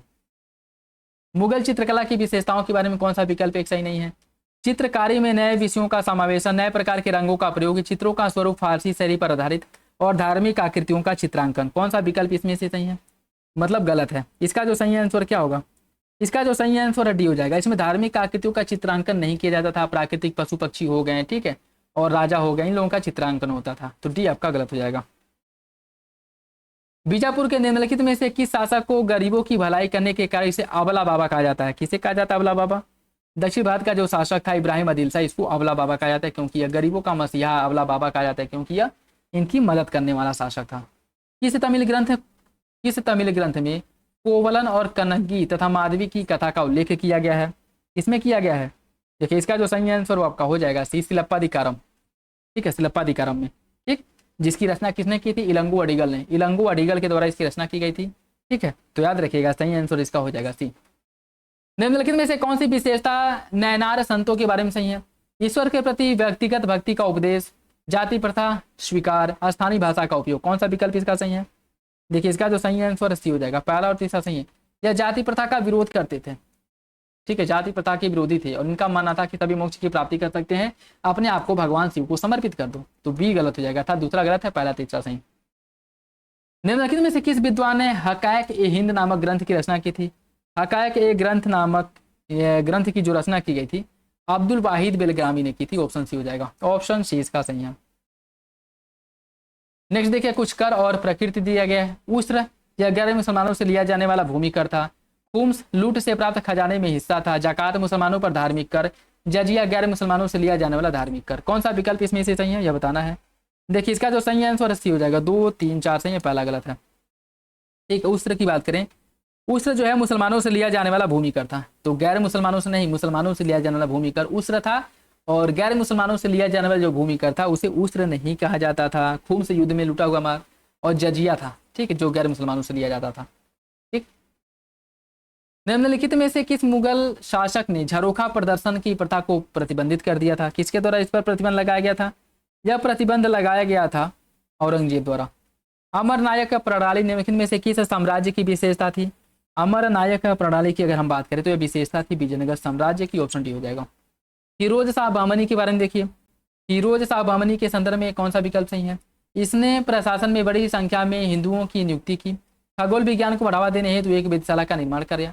बीदर में मदरसे का निर्माण कराया। कौन सा विकल्प इसका सही है? इसका सही आंसर बी हो जाएगा। पहला दूसरा सही, तीसरा गलत है।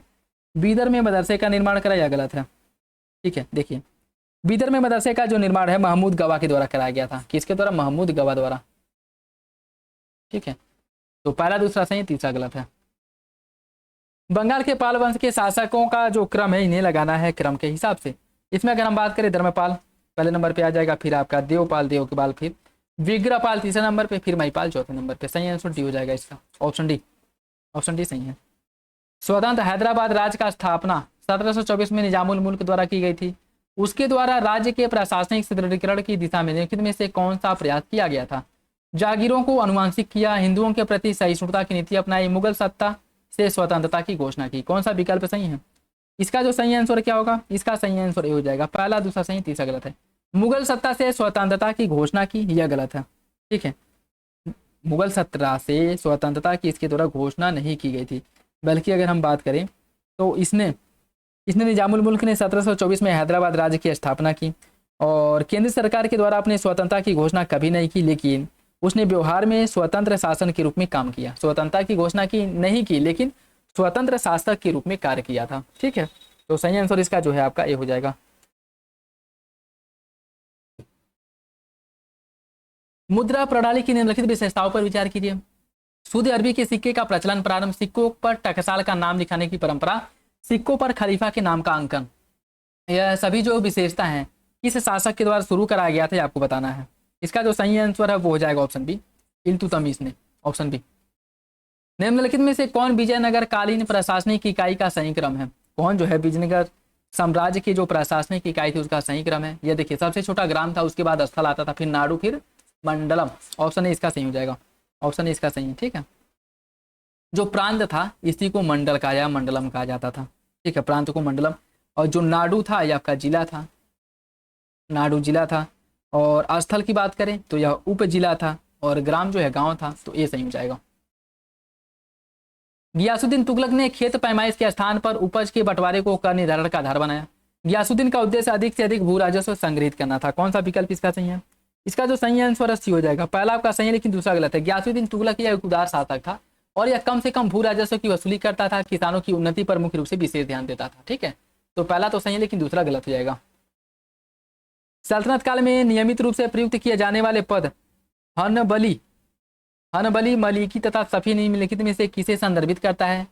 सुल्तान को सेवा में समर्पित, यह जो है किसे समर्पित करता है आपको बताना है। इसका जो सही आंसर है वो आपका बी हो जाएगा, समकालीन कानून। सल्तनत काल में नियमित रूप से प्रयुक्त किया जाने वाला पद हनबली, हनबली जो है मलिक, हनबली, मलिकी और सफी, यह समकालीन कानून थे। ठीक है, ऑप्शन बी हो जाएगा।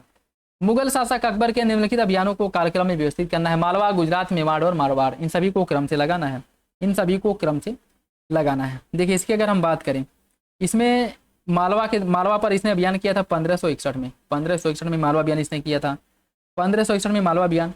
मेवाड़ अभियान, गुजरात अभियान, मेवाड़ की और गुजरात की बात करें 1572 में इसने गुजरात अभियान किया था। मेवाड़ अभियान की बात करें तो 1570 में इसने मेवाड़ अभियान किया था। और मारवाड़ की बात करें, एक सेकेंड, मेवाड़ अभियान इसने 1567 में किया था ना, 1567 में किया था मेवाड़ अभियान, और मारवाड़ किया था 1570 में। तो इसका जो सही आंसर है वो हो जाएगा आपका ऑप्शन सी, ऑप्शन सी। गोल गुंबद के नाम से प्रसिद्ध स्थापत्य निम्नलिखित में से किस शासक का मकबरा है? यह मकबरा है मोहम्मद आदिल शाह का, मोहम्मद आदिल शाह, यूसुफ आदिल शाह। ठीक है, शाहजहां के काल में राज्य और किसानों का प्रत्यक्ष संपर्क टूट गया। शाहजहां ने भू राजस्व वसूल करने के लिए ठेकेदारों की प्रथा को समाप्त किया, प्रारंभ किया। कौन सा विकल्प इसका सही है? इसका सही आंसर है, दोनों विकल्प सही और आगे की सही व्याख्या करता है। ठीक है, इसने बिचौली अर्थात ठेकेदारों की नियुक्ति की और यह ठेकेदारों से किसानों द्वारा वसूले गए कर को वसूल करता था। ठीक है, कश्मीर का निम्नलिखित में से कौन सा शासक कुतुब उपनाम से कविताएं लिखता था? कुतुब उपनाम से कविताएं कौन लिखता था? यह लिखता था जैनुल आबिदीन, जिसे कश्मीर का अकबर कहा जाता है। उत्तर प्रदेश डिजिटल मीडिया नीति 2024 के बारे में देखिए, इसकी घोषणा 28 अगस्त को की गई थी और इसके लिए आवेदन को उत्तर प्रदेश राज्य का स्थायी निवासी होना चाहिए। और इसमें श्रेणी ए के YouTube influencer subscriber base 10 lakh निर्धारित किया गया है। इसके तहत सोशल मीडिया इन्फ्लुएंसर को अधिकतम 8 लाख रुपए तक की वित्तीय राशि प्रदान की जाएगी। कौन सा विकल्प इसके बारे में सही है यह आपको बताना है। इसका सही आंसर डी हो जाएगा, सभी विकल्प सही है। उत्तर प्रदेश सरकार द्वारा ग्रामीण आय को बढ़ावा देने के उद्देश्य से कृषि व्यवसाय और उद्यमिता परियोजना का वित्त पोषण निम्नलिखित में से किस बैंक द्वारा किया जाएगा? बैंक या संस्था द्वारा, यह आपको बताना है। इसका जो वित्त पोषण किया जाएगा वो विश्व बैंक द्वारा किया जा रहा है। ठीक, उत्तर प्रदेश सरकार ने 2028 तक पर्यटन को 5 गुना बढ़ाने का लक्ष्य रखा है और सरकार का लक्ष्य अगले 5 वर्षों में 70,000 करोड़ रुपए का सकल मूल्यवर्धन प्राप्त करना और प्रदेश में 80 करोड़ पर्यटकों को आकर्षित करना है। कौन सा विकल्प इसका सही होगा? इसका जो सही आंसर है वो हो जाएगा आपका ऑप्शन डी। पहला और दूसरा दोनों विकल्प सही है। उत्तर प्रदेश के किस व्यक्ति को रेडियो मैन ऑफ इंडिया के नाम से जाना जाता है? रेडियो मैन ऑफ इंडिया कहा जाता है राम सिंह बौद्ध को। Option A. उत्तर प्रदेश सरकार ने निम्नलिखित में से 21 वर्ष तक राज्य को मलेरिया मुक्त बनाने का लक्ष्य रखा है। उत्तर प्रदेश को मलेरिया मुक्त बनाने का जो लक्ष्य रखा गया वो 2027 तक रखा गया। इंपॉर्टेंट है, याद रखिएगा। सशस्त्र बल महोत्सव 2024 यह 3 सितंबर को प्रारंभ हुआ था और लखनऊ में इसका आयोजन किया गया था। कौन सा विकल्प सही है? इसके बारे में जो सही आंसर है वो आपका डी हो जाएगा। दोनों विकल्प सही हैं, दोनों विकल्प सही हैं। गोरखपुर में पूर्वांचल के पहले सैनिक स्कूल का उद्घाटन किसके द्वारा किया गया था? सैनिक स्कूल का जो उद्घाटन है यह किया था जगदीप धनखड़ ने। बेचारे अभी नहीं रहे, ठीक है। उप मुख्यमंत्री थे, इस्तीफा देकर के ऐसे गायब हुए, अज्ञातवास में चले गए कि इनका कुछ पता ही नहीं चला। उत्तर प्रदेश में जीरो पॉवर्टी स्टेट महाअभियान की शुरुआत गांधी जयंती 2 अक्टूबर के अवसर पर करी गई थी। राज्य सरकार ने प्रदेश को 1 वर्ष में जारी पॉवर्टी स्टेट बनाने का लक्ष्य रखा है। इसका सही आंसर क्या होगा? इसका सही आंसर डी हो जाएगा। दोनों विकल्प सही हैं। राष्ट्रीय शिक्षा नीति 2024 उत्तर प्रदेश के निम्नलिखित में से किन शिक्षकों को सम्मानित किया गया था? रविकांत द्विवेदी, श्याम प्रकाश मौर्य, उर्फाना अमीन और प्रशांत कुमार मारिक। कौन सा विकल्प इसके बारे में सही है? इसका जो सही आंसर है वो हो जाएगा आप कौन से? पहला दूसरा, जिनको राष्ट्रीय शिक्षा पुरस्कार 2024 से सम्मानित किया गया, ठीक है। बाकी तीसरा चौथा गलत है। नेक्स्ट देखिए आज का लास्ट क्वेश्चन, घर घर सोलर पहल के बारे में देखिए। इसे टाटा पावर ने प्रधानमंत्री सूर्य घर योजना के अनुरूप प्रारंभ किया है। इसका उद्देश्य उत्तर प्रदेश में प्रत्येक घर को स्वच्छ ऊर्जा प्रदान करना और इस पहल का प्रारंभ लखनऊ से किया गया था। कौन सा विकल्प इसका सही है? इसका सही आंसर ये हो जाएगा। दोनों विकल्प सही हैं और तीसरा गलत है। इसकी जो शुरुआत की गई थी लखनऊ से नहीं की गई थी, ठीक है। इसकी शुरुआत की अगर हम बात करें तो वाराणसी से इसकी शुरुआत की गई थी,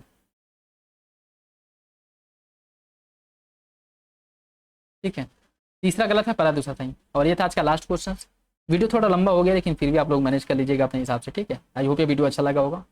चैनल पर नया है तो सब्सक्राइब कर लें और बेल आइकन को प्रेस कर लें जिससे वीडियो के महत्वपूर्ण नोटिफिकेशन आप लोगों को मिलते रहें। बाकी किसी क्वेश्चंस को लेकर के कोई डाउट हो, कन्फ्यूजन हो, कमेंट बॉक्स में कमेंट करके पूछ सकते हैं और अपना फीडबैक कमेंट बॉक्स में जरूर दे दिया करें।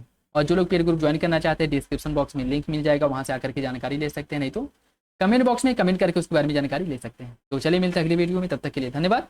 जय हिंद।